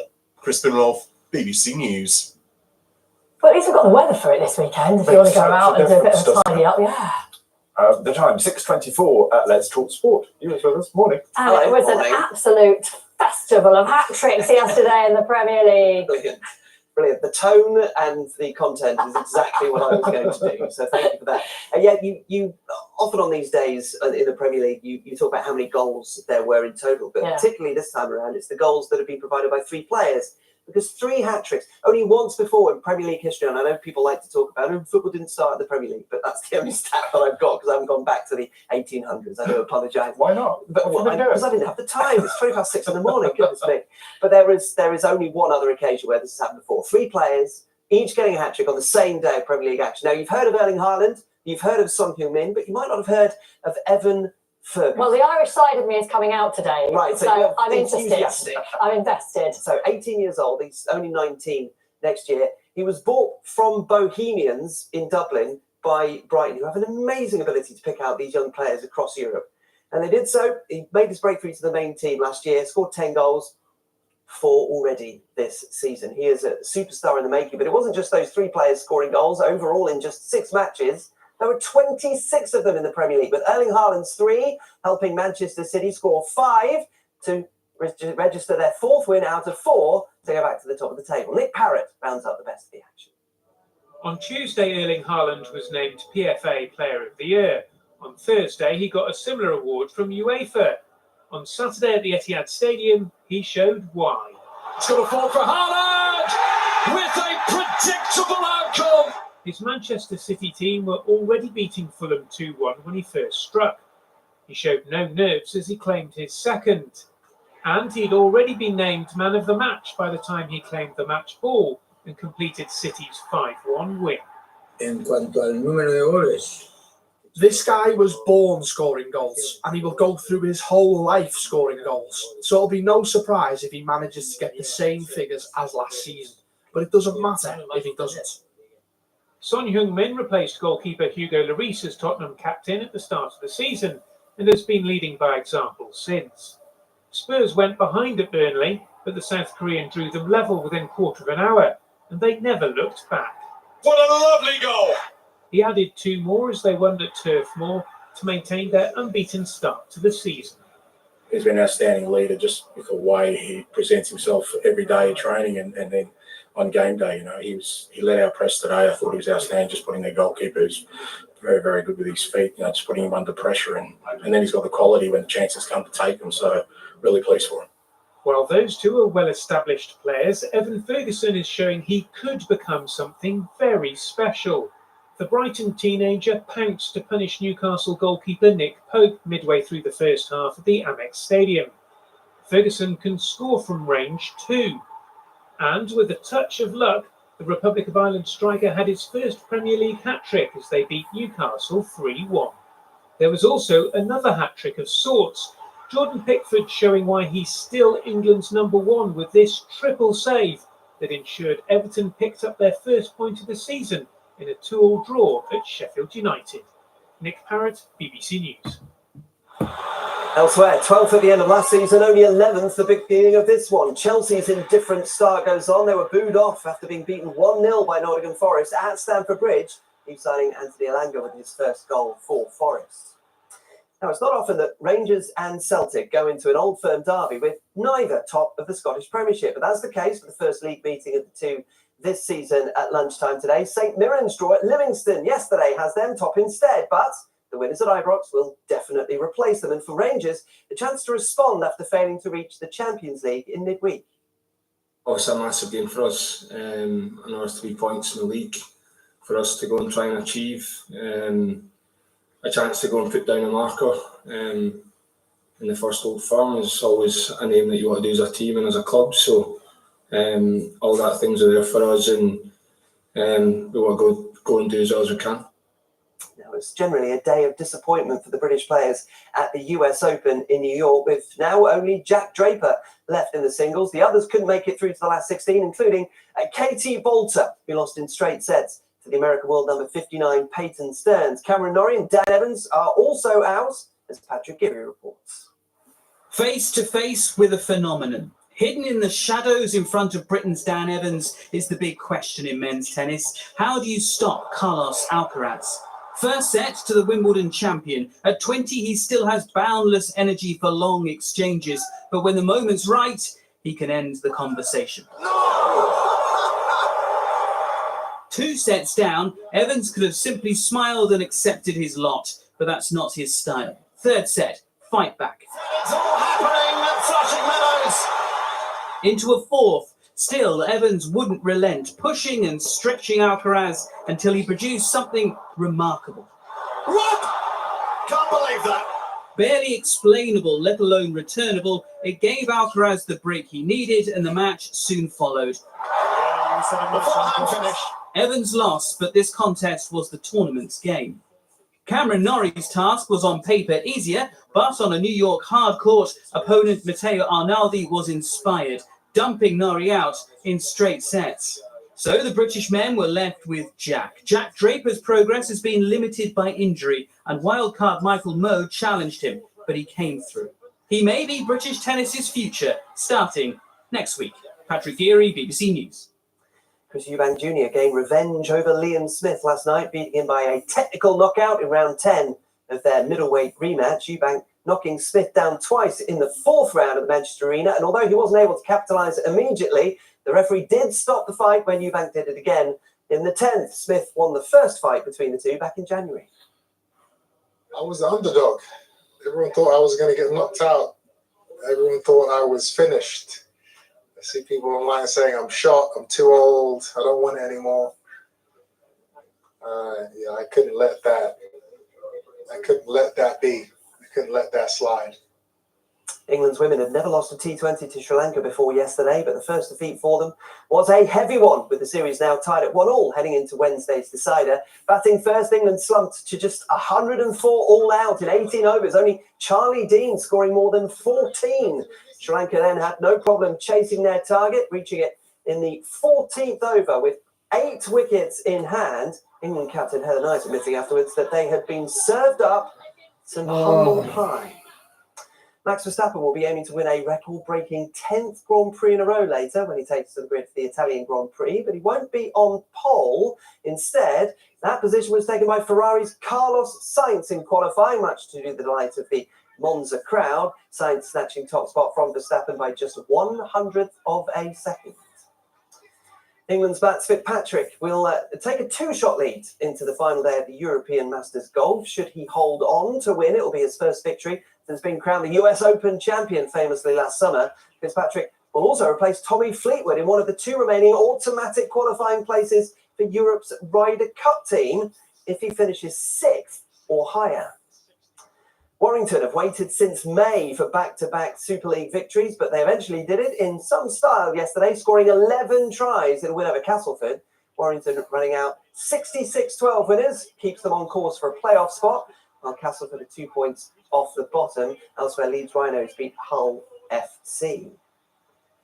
It was a great finish to stage 8 of the Vuelta a España as the 3-time champion Primoz Roglic won his first stage of this year's race, overtaking Remco Evenepoel in a sprint finish to claim victory on the 103-mile stage. American Sepp Kuss finished 7th to replace Lenny Martinez as the leader in the general classification standings, opening up a 43-second overall advantage. 3 more Premier League games today, Ben and Rachel. Not entirely sure I can guarantee you 3 hat-tricks in those 3 games, but Arsenal against Manchester United is a highlight. Excellent. Thank you very much, Hugh. Now, breakfast, it is time for This Cultural Life with John Wilson, who's talking to the filmmaker Ken Loach.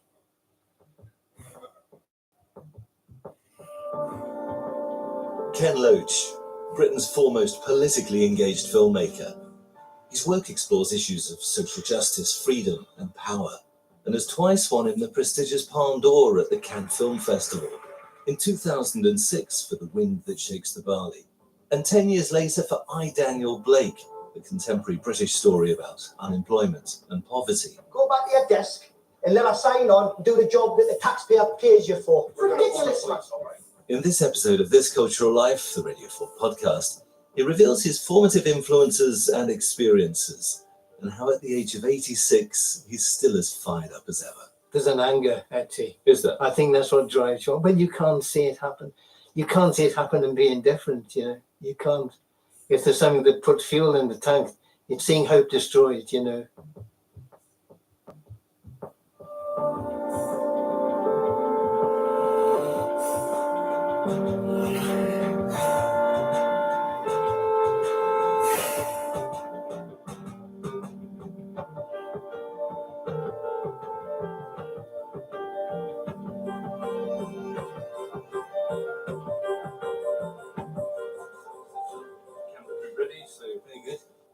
I think in my acting days, I did a tiny bit of.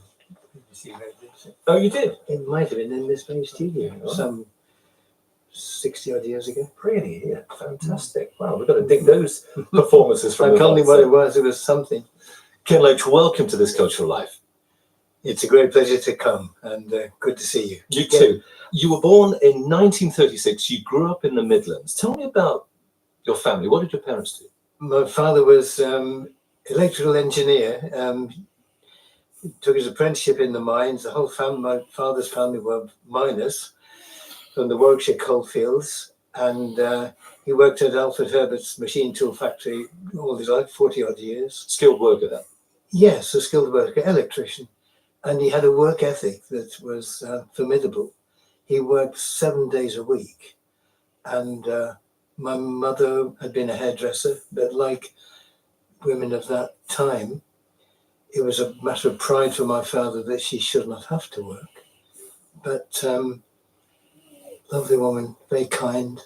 What sort of cultural upbringing did you have at home? Well, it was a very normal, I guess, suburban house, semi-detached in Nuneaton. Cinemas nearby? There were cinemas, but we didn't go as a family. I was never very interested in the cinema. I was more interested in theatre. Was it just the films didn't appeal, the sort of thing that was being shown? It just didn't attract me. I cared passionately about the theatre from having been in the school play The Tempest at age 11 as a nymph or something. And I don't know, I just got the bug. And there was a rep company that came to Nuneaton 3 days a week. This is the late 40s, early 50s. And it became what I was obsessed by. On this cultural life, I asked my guests to nominate people, places, experiences, the works, cultural works that have had a direct influence on their own creativity. And your first choice is perhaps surprising. You've nominated a week that you spent in Blackpool in the 1940s, seeing variety shows on the pier. Who did you see? Yes. Once a year, we went for a week in Blackpool. And Blackpool was at its height. This is the late 40s. We might have even gone during the war, I don't remember. It was the great comics of the time. Julian Morris, Ethel Revel, Gracie West, Nat Jack Lee, Albert Modley, and Donald Pears, the singer. It was a great experience. It was the highlight of the year. But the great comic was Frank Randall. Frank Randall was scurrilous. He was a little fella, wiry little fella. And he had 2 or 3 characters. They were sketches rather. It wasn't stand-up, it was sketches. And he'd be a vulgar old man. He'd take his teeth out. And it was... it was bawdy humour. It was risque for the time, but by today's standards, it wouldn't be seen as... It would seem as very tame. But he was a great comic. Your name? Clutterbuck. Jeremiah Clutterbuck. Jeremiah Clutterbuck. Now listen, Jerry. Jerry, Mr. Jerry, if you don't mind, I have a handle to my name. So sorry, Mr. Buttercluck, Clutterbuck, Shuttlecock. I'll stand no old book from thee. Oh, I was only saying, Mr. Clucking Hen. My name's Cattlestock, Tutterpluck. I'll have no more of this. Calm yourself. Oh. He would generate laughter that was extraordinary. My father would be weeping with laughter, and my mother too. For a kid, it was just overwhelming, and just the joy of it. And I think that does stay with you. And I've worked with comics a lot, and I think it stems from that just enjoyment of seeing a full house rock with laughter. Seeing what it's like to get a reaction on a stage, were you tempted by performance to work on the stage yourself? I was desperate. I mean, the other big influence was going to Stratford-on-Avon. We lived 30 miles from Stratford. I used to cycle to Stratford with friends or on my own. Cycle to Stratford in an evening and cycle back at midnight, having seen the great plays and the great actors of the time, Olivier or Gielgud or Michael Redgrave or all the stalwarts of the Shakespeare Memorial Theatre as it was then. You studied law at Oxford, didn't you? Yeah. Why didn't you pursue that career? Or were you never particularly tempted? My father was desperate that I should do well academically. And I was lucky I passed the exam to get into Oxford, extraordinary, and did law, but the theatre got too big a hold. We were doing play after play in the University Dramatic Society or the musicals. And I joined in a court to be a barrister. And I thought, this isn't for me. When you read the cases in court, they sound fantastic. But of course, that's the tip of a very big iceberg. And I knew I'd got stamina, but not that kind of stamina. And he was very disappointed. How far do you think can we see the legacy of those legal studies at Oxford in your films, particularly in that pursuit of social justice? I think it comes from somewhere else. When I was at university, I wasn't particularly political. But the thing I did see at Oxford was wealth. I mean, I'd done national service 2 years in the RAF before I went to university. And that was an education because we were sort of just a normal household, modest but not poor. And going into being in a billet with 21 other lads, there were people who were really poor there. And I went from that to Oxford, and my God, people were rich there. And there were people there who knew they would rule the world, who had a sense of entitlement that was extraordinary. And seeing this wealth on parade and the casual ease with which people lived a wholly different life, I mean, that's what stayed with me at Oxford. Your next choice for this programme is joining the team that produced the BBC's Wednesday plays in the mid-1960s.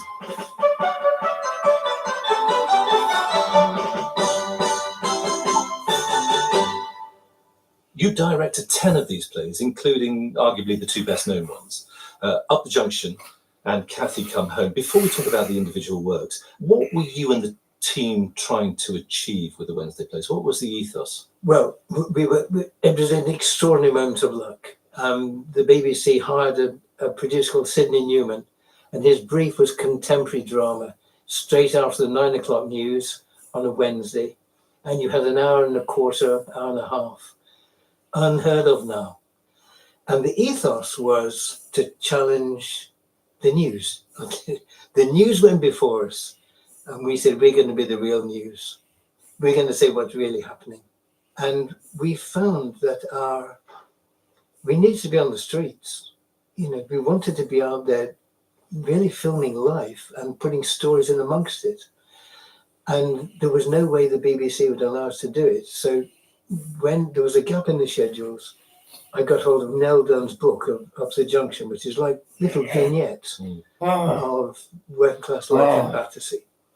Kids up to mischief, the energy and mischief of youth.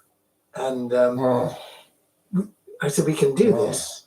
The book is very cinematic as it is, very quickly puts 6 or 7 stories together, link the characters.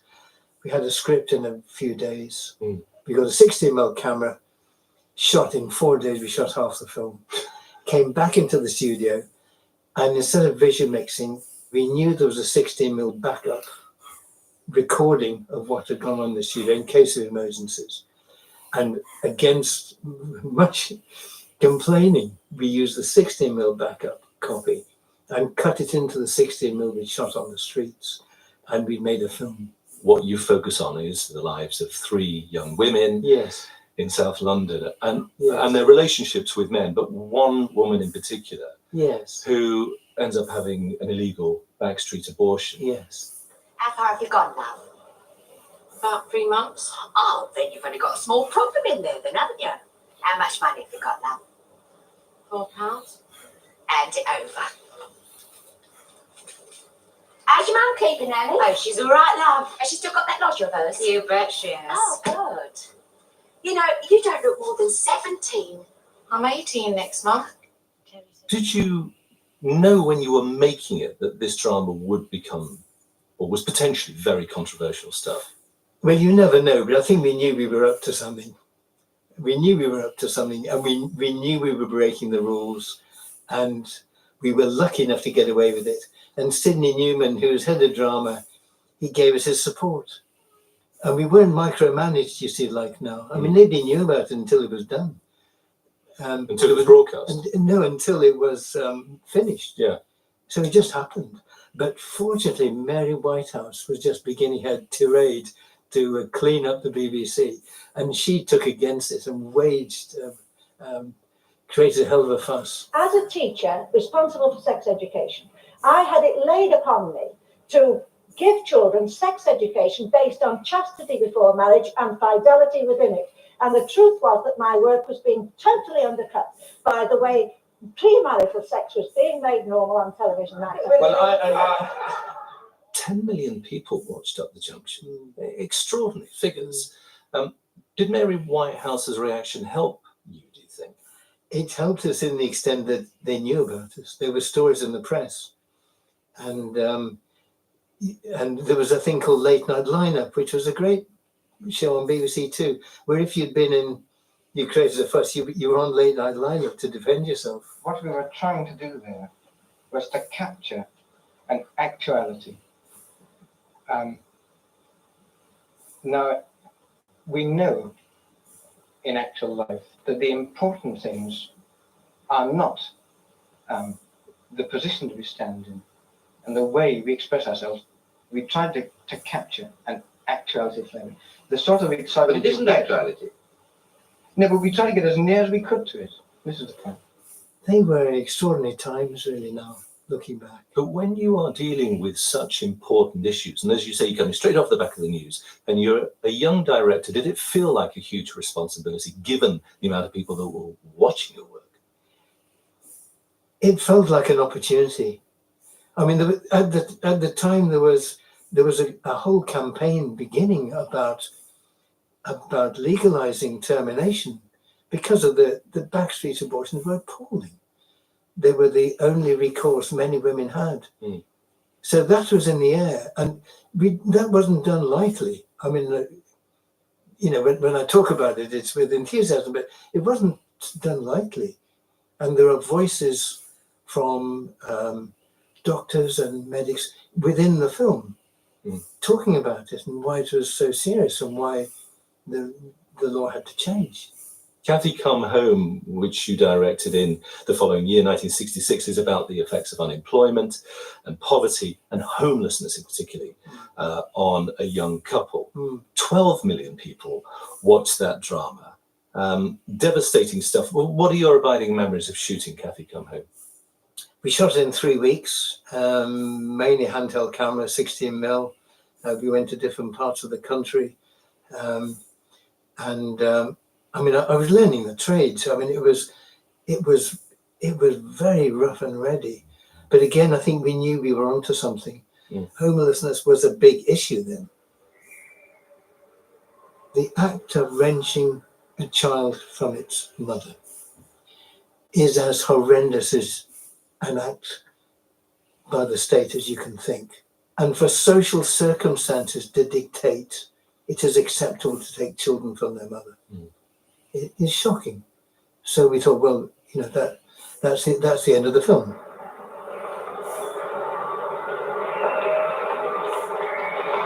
Cathy Come Home was so powerful. It had such an effect that it led to not only the inevitable complaints, but questions in Parliament. And the homelessness charity Shelter was established, I think, the following year. Did those tangible effects of the drama set you on a course for the sort of films and the sort of work that you do in the decades afterwards? I was already on that course, really. Yes, the effect was, I mean, far greater than we could have expected. But the devastation of what poverty and hardship can do to people's lives has, I guess, always been a central theme with the writers I've worked with and the team I've worked with. Your next choice for this programme is Czech cinema of the 1960s. Which filmmakers, which movies in particular are you thinking? Ah, yes, the Czech cinema was a huge delight because of their humanity and their warmth and their respect for people. Give us an example of a scene that sticks in your mind from one of those films from the time that really struck a chord with you, or made you think, I want to try something like that. The scene in The Blonde in Love, which is a story of factory girls in a Czech village. Shortly after the war, during the war, the men have gone to the army. They're desperate for boyfriends. They get the word that a number of the military are going to be billeted in the village. They're expecting bright young fellas in uniforms. And of course, the soldiers are approaching middle age and they've already got wives at home, and they're not what the girls had in mind at all. A dělalo se kolem toho řečí. No, místo klubu záložác a jaký pěkný. Jde dole. There's a great scene where the dance is arranged. The girls come in and they sit on one side of the dance hall, and the men come in and sit on the other side, and of course they're great disappointment. And that scene, the observation between the two sides. Lepší místě vojáci naproti. Dívej na ty holky tamhle, člověče. Prosím tě, co je to zač? To je strašný. Proč se tam díváš? No, protože holky, co když pro nás přijdou tancovat. Prosím tě. Kdo to máš? Proč by to nebylo možný, prosím tě? To pak už nějaký šereda. One bloke, he takes one side of his wedding ring off and it rolls across the floor and gets under the table of one of the groups of girls.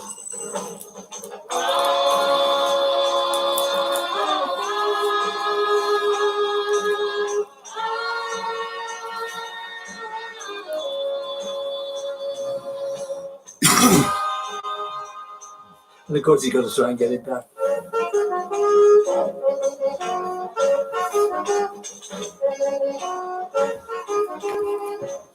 And it's a very funny scene, but it looks as though he set up the dance and observed it, as well as setting up specific things to happen, which of course you've got to shoot directly. You made your first feature film in 1967. That was Poor Cow, which starred Carol White, who you'd worked with in Cathy Come Home. Yes.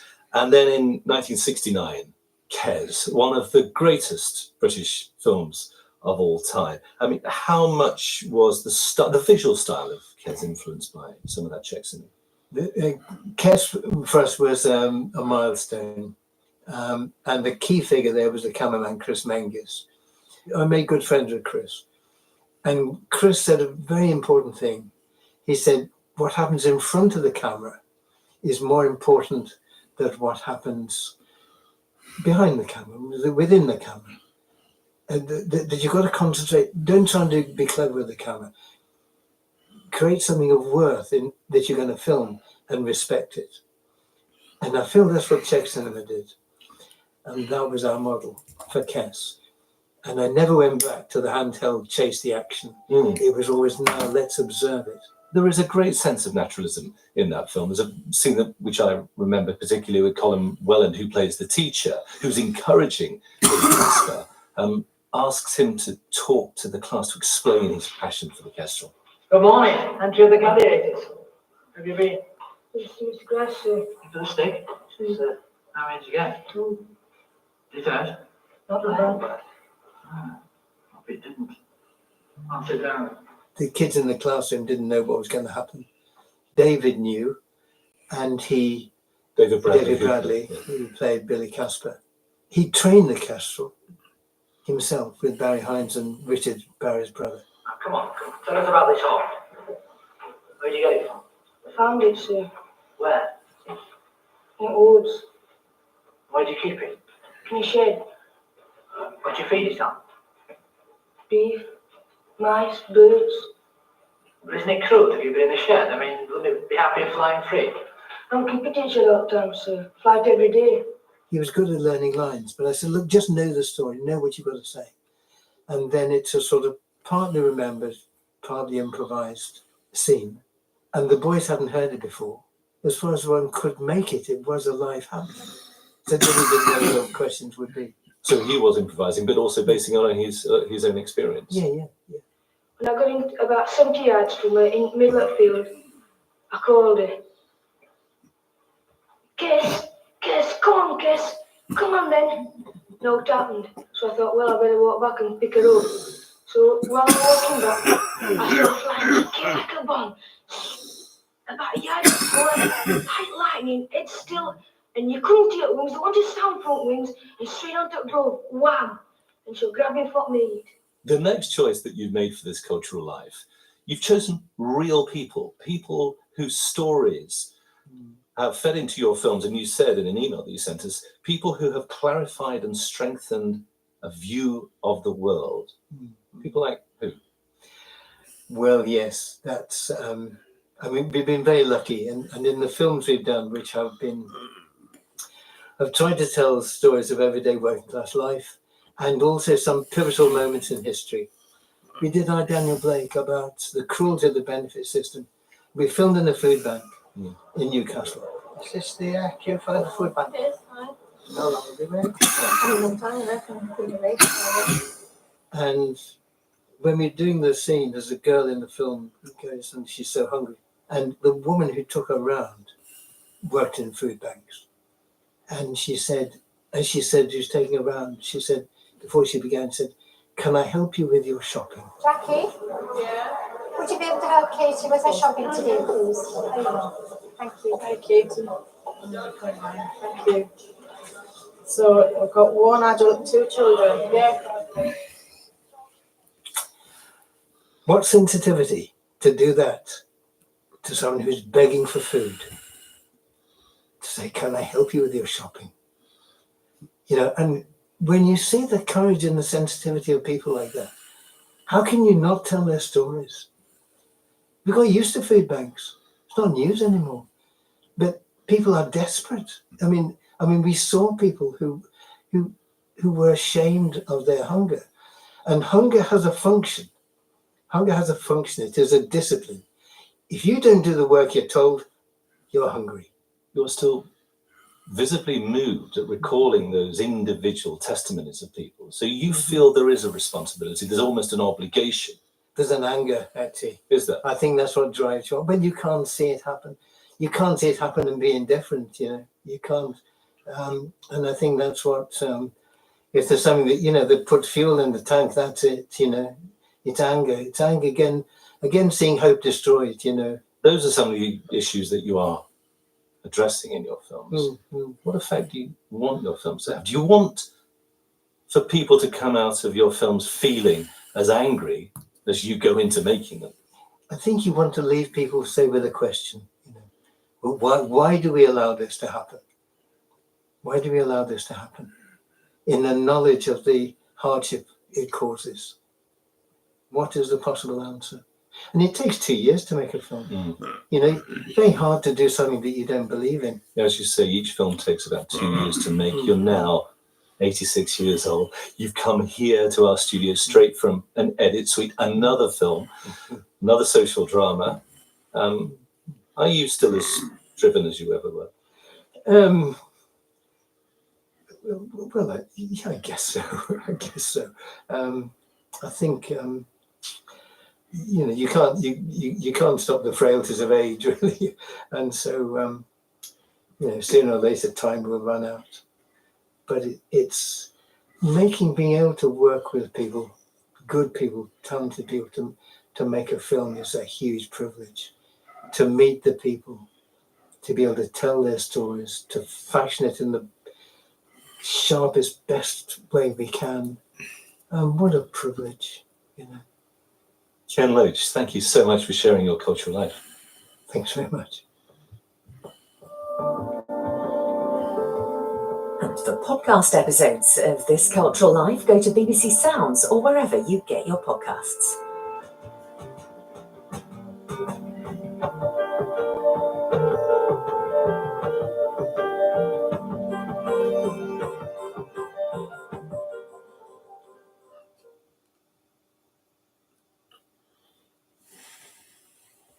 See fireworks. Get butterflies and feel goosebumps all over. See it. Hear it, feel it. The world's greatest classical music festival. The BBC Proms. Watch on iPlayer, listen on Sounds. I can't believe it's someone's wedding day. It's awesome. It's ambitious event planners. It's war. Battle to make sex couples' wedding dreams come true. Outstanding. Give me a title. Ultimate Wedding Planner. Watch now on BBC iPlayer.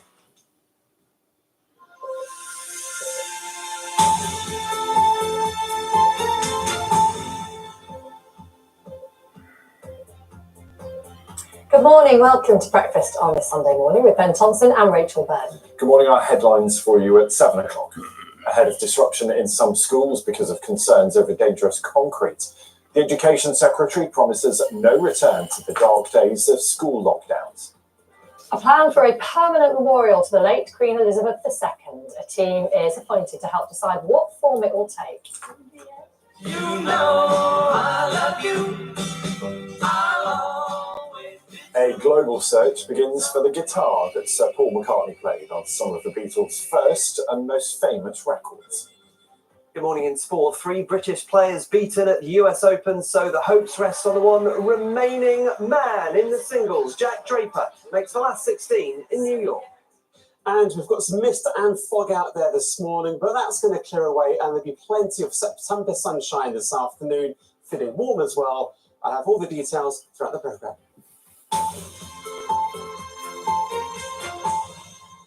Good morning, it's Sunday the 3rd of September. Our main story then, remote learning should last days, not weeks, says the government, after concerns about lightweight concrete forced over 100 schools in England to fully or partially close. Well, with just days to go before the new term starts for some pupils, they are now facing classes at home or in unused buildings until structures can be made safe.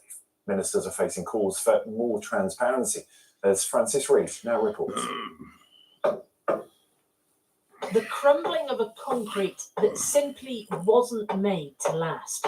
RAC was a post-war solution, now causing a headache for 21st century Britain. More than 100 schools in England have been told they need to close. Labour has announced it will force the government to reveal a complete list of affected schools. And now calls for transparency on the scale of the problem and for fast solutions. It's been known for a while. What we've also known for a while is that there's been a real squeeze on school funding. My committee again has highlighted that repeatedly. And when you don't invest in maintenance and improvements in schools, you get these problems arising. But with RAC, it's a systemic failure of the actual material used to build them. Court buildings and hospitals too among those impacted.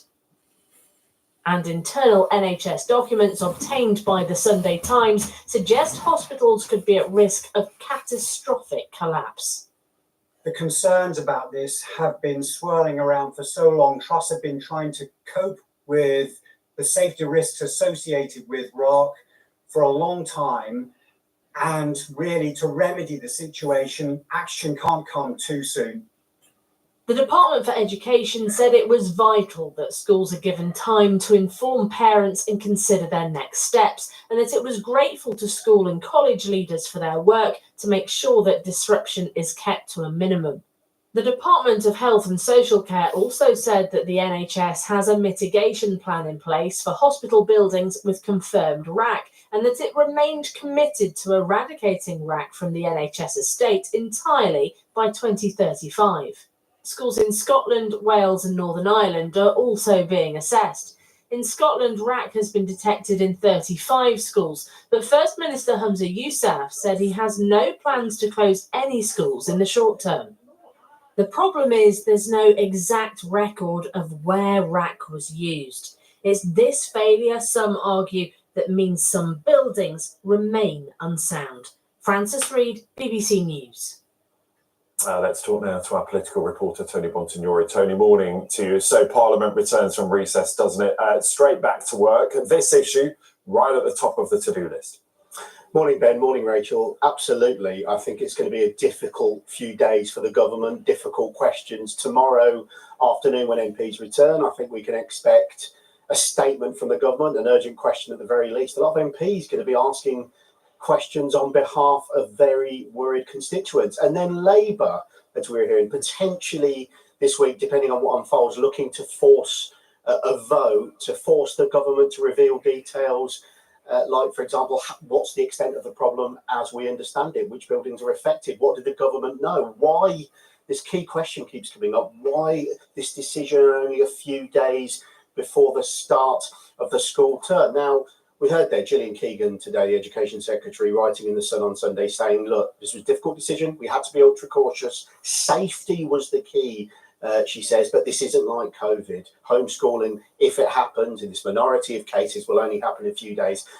But I think opposition parties, I think Labour in particular, sense political opportunity here and weakness in the government for a couple of reasons. One is I think they want to link this to austerity and 13 years of Conservative government and education policy, and also this issue of competence as well. given that, as you heard repeatedly in that report, this is not a new problem. This is something that officials and ministers have to an extent known about for years. Tony, for now, thanks very much. Tony Bonsignore there in our London newsroom. We're going to speak to the Teachers Union just a little later, in about 15 minutes or so here on Breakfast. But let's get to all the other main stories. Rachel has those for us this morning. Hi, Rachel. Yeah, thanks, Ben. You know, we're heading towards the first anniversary of the death of Queen Elizabeth II, and plans for a permanent memorial are now underway. A committee will choose the most appropriate tribute to Britain's longest reigning monarch. That will be unveiled in 2026 to mark what would have been the year of her 100th birthday. Our royal correspondent Daniela Ralph has more. Back in 1955, on a gloomy day on the Mall in London, the young Queen Elizabeth unveiled a statue to her own father, King George VI. It was a public memorial to him, the tribute to his reign, where his daughter praised his wartime service. He was the living symbol of our steadfastness. He never wavered in his faith that with God's help, the cause of freedom would prevail. There are tributes to kings and queens across the country. The traditional, imposing statue remains the most common memorial. But marking the reign of Britain's longest-serving monarch may require something special.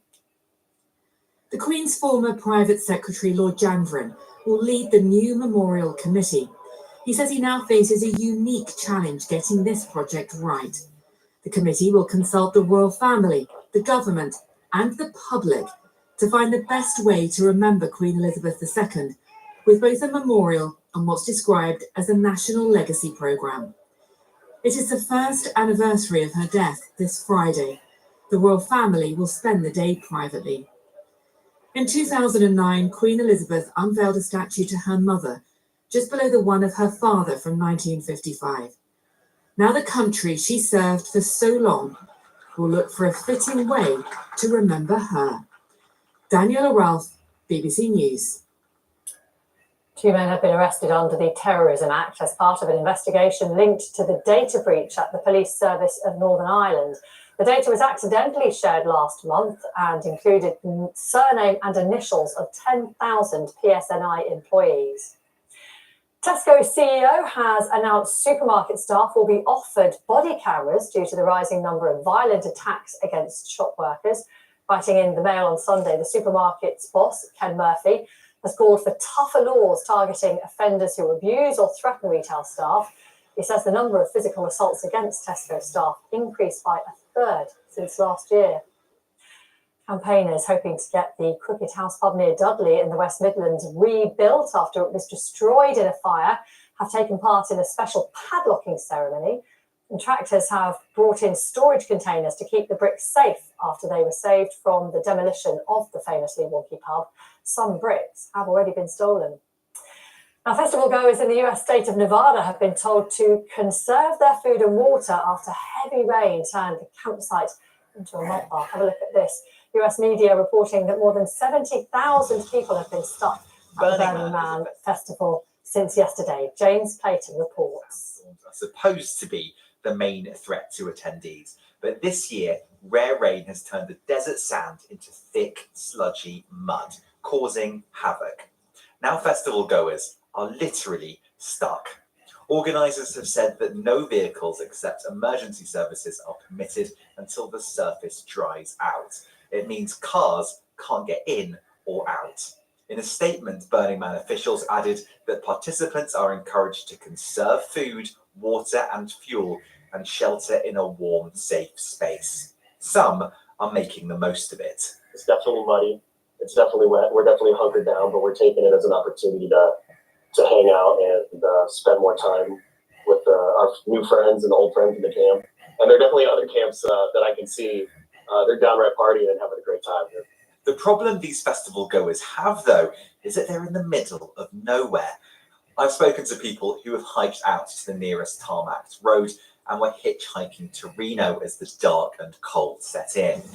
And with more rain and unusually cool temperatures expected on Sunday, many may be stuck in the mud for a good while yet. James Clayton, BBC News. Oh. Oh, that looks like such a nightmare to be stuck there. And you imagine if you go into something like that, middle of the desert, it's going to be warm, sandy, Yeah. dry. That is not what you expect. Let's hope they pack their wellies. No chance. In other weather-related news, actually, we've got some incredible pictures for you. Have a look at this. I mean, you'd be slightly alarmed if you were driving along and saw that without expecting it. It's very Hollywood, isn't it? Yeah. It's a meteor even, streaking across the sky in Turkey. You can see that green light caught on camera passing over the city of Erzurum in the east. It really is incredible. Beautiful, yeah, captured from 2 different locations there. Amazing stuff. And we've got some amazing weather news back here today. Things are getting warmer again. Summer has arrived, finally. Hasn't it, Simon? Morning. Morning, yes, it has. Yeah, talking about green things in the sky. Look at that, red things in the sky. Beautiful sunrise this morning. Lovely. In the northeast. Yeah, so yeah, summer has arrived. Yes, just as the kids go back to school, of course. But this morning we do start off with some mist and fog. So while it's lovely and sunny there at the moment, for many of us, have some scenes like this. Quite dense fog at the moment, actually, across southern areas of England. But that mist and fog will generally tend to clear away today. And as it does so, we're going to see some warm, sunny spells across most areas of the UK today. And with that, temperatures are going to rise quite considerably, not only today, but over the next few days as well.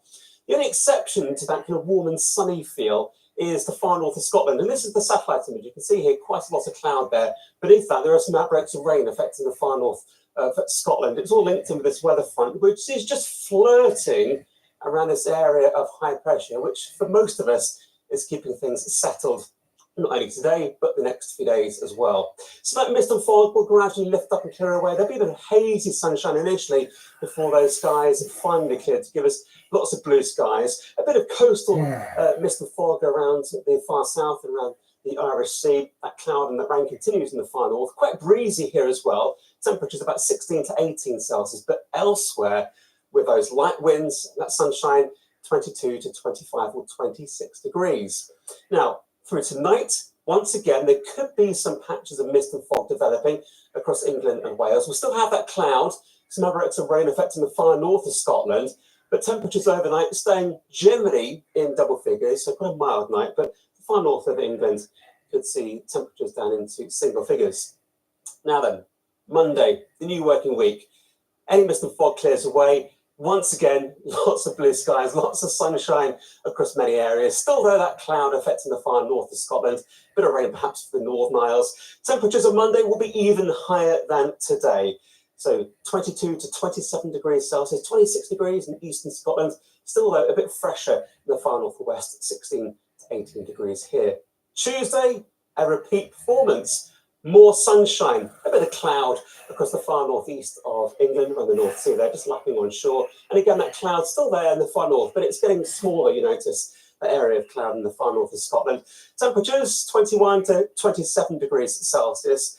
And then as we go through the rest of the week, well, high pressure is still there or thereabouts as we go through into the middle part of next week. And with that southeasterly wind, we actually start to draw in some warmer air and more humid air as well. So as we go through next week, temperatures will get up to about 30 degrees Celsius, but then also we'll have some quite warm nights with some humidity next week as well. I'll take that. Yeah. Thanks very much, Simon. I know some schools are back already, but for those of you who do have a couple of extra days of holidays, something to enjoy. Meanwhile, head teachers all around the country have a real headache on their hands. In England, they're racing to find ways to reopen their schools after being told to shut buildings made with unsafe concrete. Yeah, timetables are having to be rejigged. They've got to find alternative classrooms amid those structural concerns caused by the lightweight material known as RAAC. Well, let's speak now to Dr. Patrick Roach, who is from the Teachers Union, the NASUWT. Dr. Patrick Roach, thank you for being with us. Talk to me first of all about what this means. We touched on it there, schools trying to find alternative accommodation. We are told in a last resort it might mean some homeschooling. What does it mean day to day? Well, I mean, you know, the reality is that in the last few days, head teachers and staff in schools have been working around the clock to try to find solutions following the government's late announcement of the serious risk of building collapse of those buildings that have built using this particular structure of RAC. Schools are preparing for the start of a new academic year.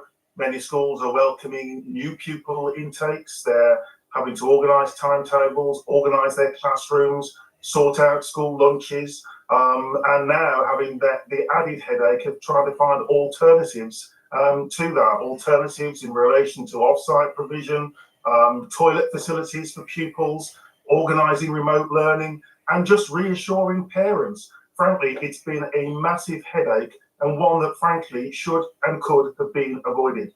Yeah, as you say, a massive logistical challenge now getting underway to make sure that those alternative arrangements are put in place. What support can you give your members?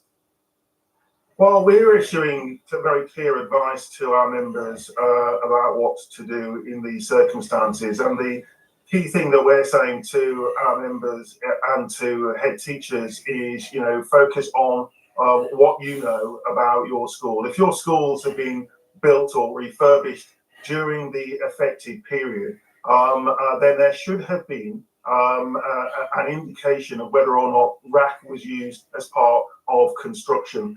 And actually, the DfE had asked schools for this information, but I have to say the DfE has not been as vigorous in ensuring that those returns from schools were actually provided. So it's really important to focus on the facts. Is there RAC used in construction? Has a survey of that school been undertaken? When will that survey be undertaken to ensure that any risk to pupils and to staff are minimised?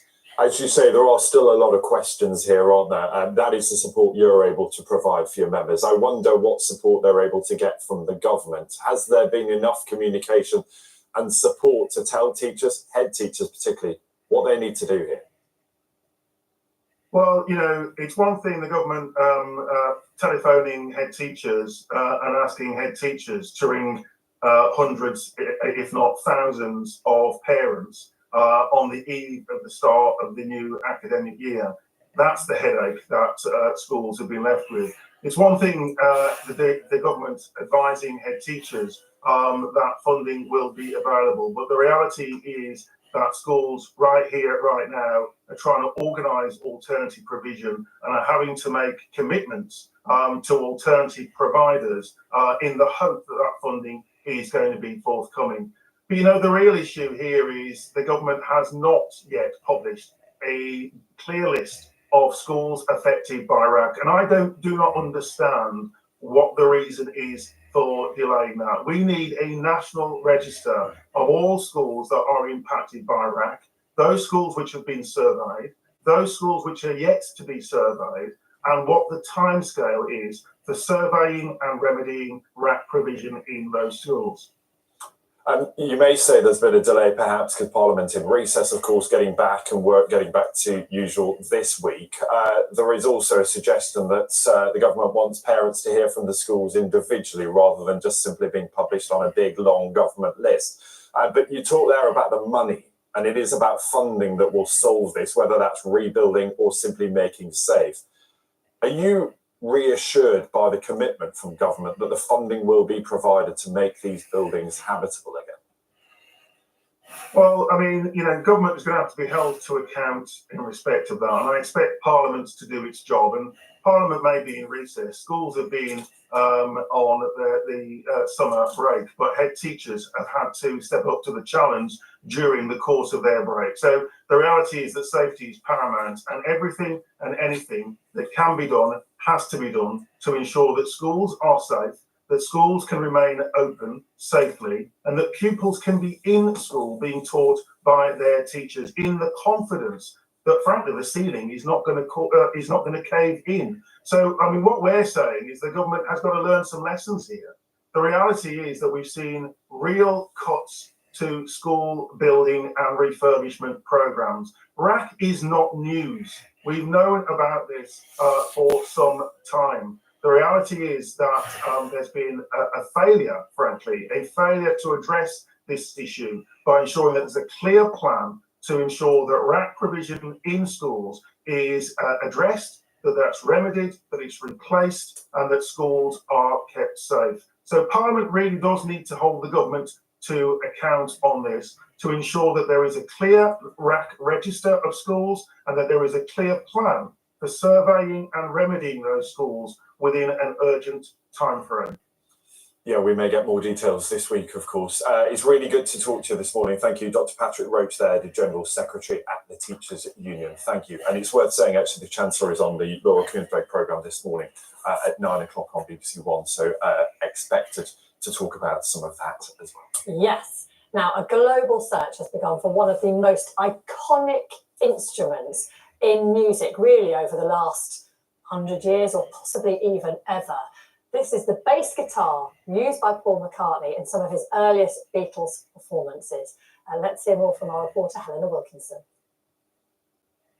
Love, love me do. You know I love you. Love Me Do, one of the Beatles' early tracks, recorded with Paul McCartney's first Hofner guitar.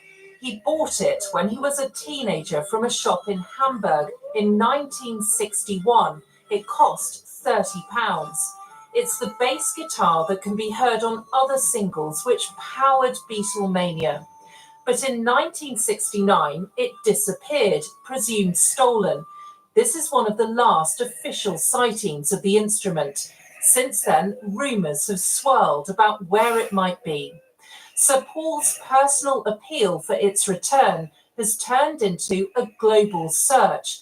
The team helping him say the guitar is of huge significance. Its importance in music history and its importance in social history is just unprecedented. You know, there are few instruments that we could think of that would compare. People talk about Beethoven's piano. There isn't really an instrument on earth that has created not just music, but created a change like Paul McCartney and the Beatles created back in the 60s, and that bass. Love, love me do. People from around the world are now being asked to help try to track down the £10 million instrument so it can be returned to Sir Paul McCartney. Love me do. Helena Wilkinson, BBC News. Well, delighted to say we're joined now by Nick Wass, who is a Hofner and lost bass expert, and he's provided Paul McCartney with many of his iconic instruments. Nick, really nice to talk to you this morning. Just give us an idea, first of all, of how you came across the story of the lost bass from your conversations with Paul McCartney. Okay, I was always aware that this bass was missing, but I really never gave it much thought until I actually went down to see Paul McCartney on a completely different matter. While I was there, he actually asked me, he said, well, you're from Hofner, do you know where the lost bass is? And of course I didn't, and still don't. But we talked about it, and I said, well, look, you know, maybe I can do something to try and find it. So we started a campaign from Hofner to try and get people to think about this. But my problem was I didn't really have the connections into the media and things. And whilst we got a lot of replies, we didn't get very far with that campaign. Not until I was contacted quite recently by Scott Jones and Naomi Jones, who are a couple of well-renowned, well-respected researchers and journalists, and they helped me take the whole thing off to where it is today. And Nick, talk to us about why it is so important, this bass. Am I right in saying bought for 30 quid in 1961, and it's now taken on this whole life of its own, isn't it? Why is this one so important? Well, what can we say? The Beatles are a British institution, aren't they?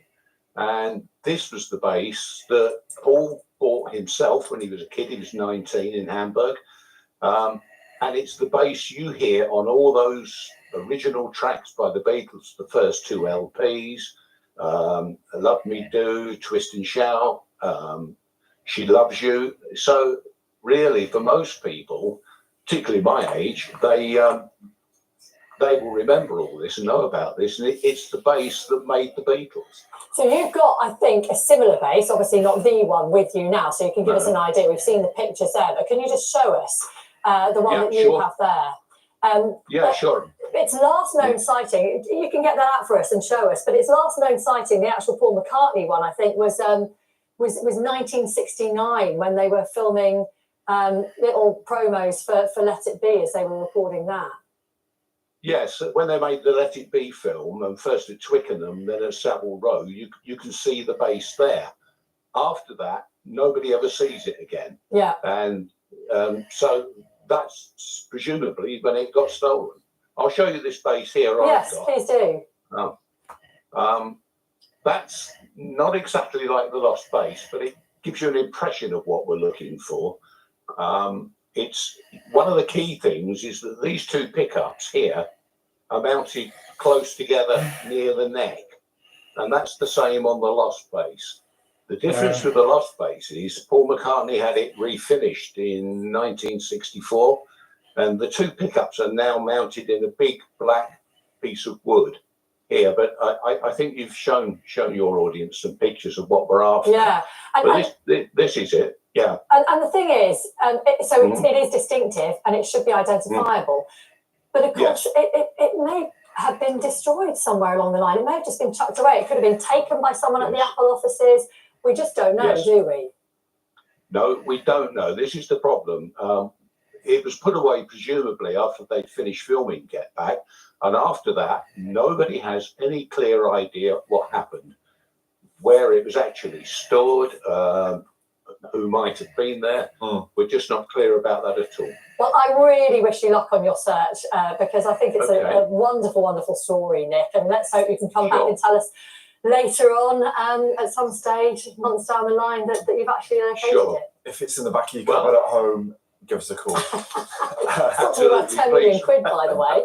Thanks to Nick Bass there. Yeah, Nick, thank you. It's 7:27. Sunday with Laura Koonsberg is back after the summer break. It's on BBC One at 9 o'clock this morning. Laura can tell us what's in store. We're back this morning with a bumper programme as the political season gets going again.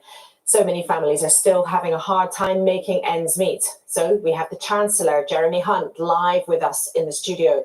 What does he think is really going on with the economy? And when can people start to feel that things are getting easier?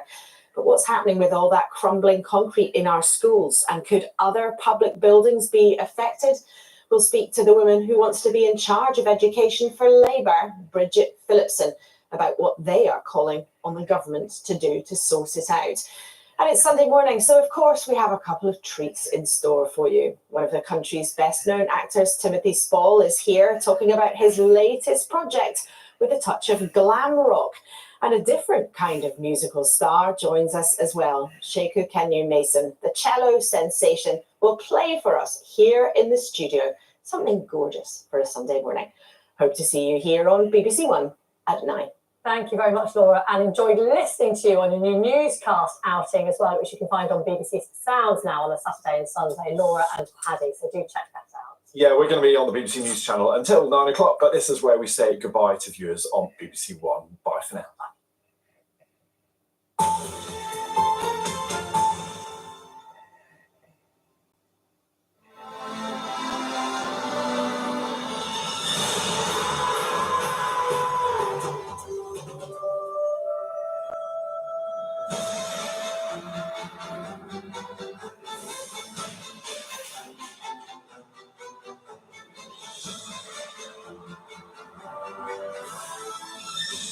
Strictly Come Dancing is back, coming soon to BBC One and iPlayer. I know what you're thinking. Chaos. I haven't been to the toilet in 3 days. Unbelievable. Your eyes are very puffy. It's an allergy. Oh, allergic to what? Uninvited guests. Brand new Mrs. Brown's Boy starts Friday at 9:30 on BBC One and iPlayer. It's back for a brand new season.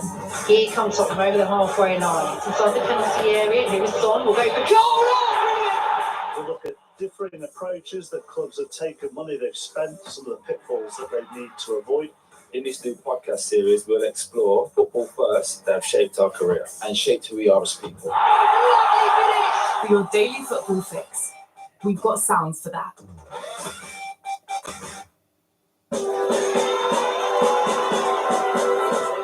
And here on BBC One now, action from 7 Premier League games and all the goals before the whistle blows. That's your next 90 minutes sorted with Gary.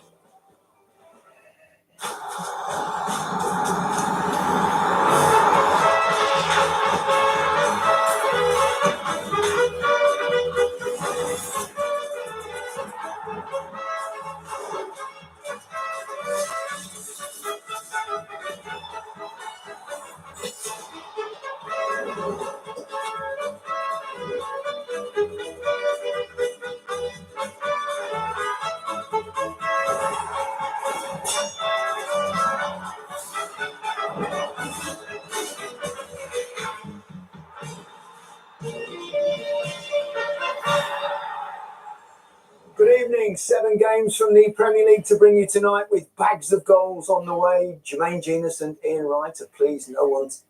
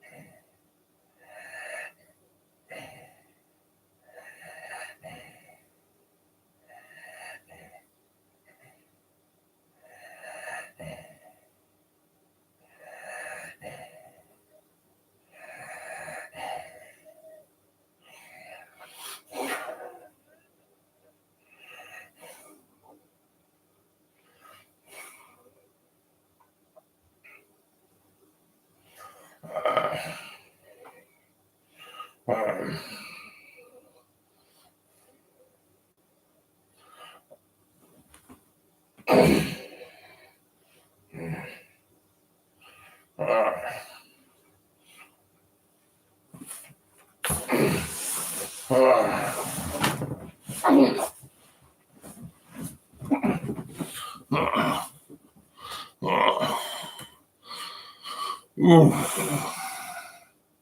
7:30. 4 hours is crazy. Well, I'm gone. See ya.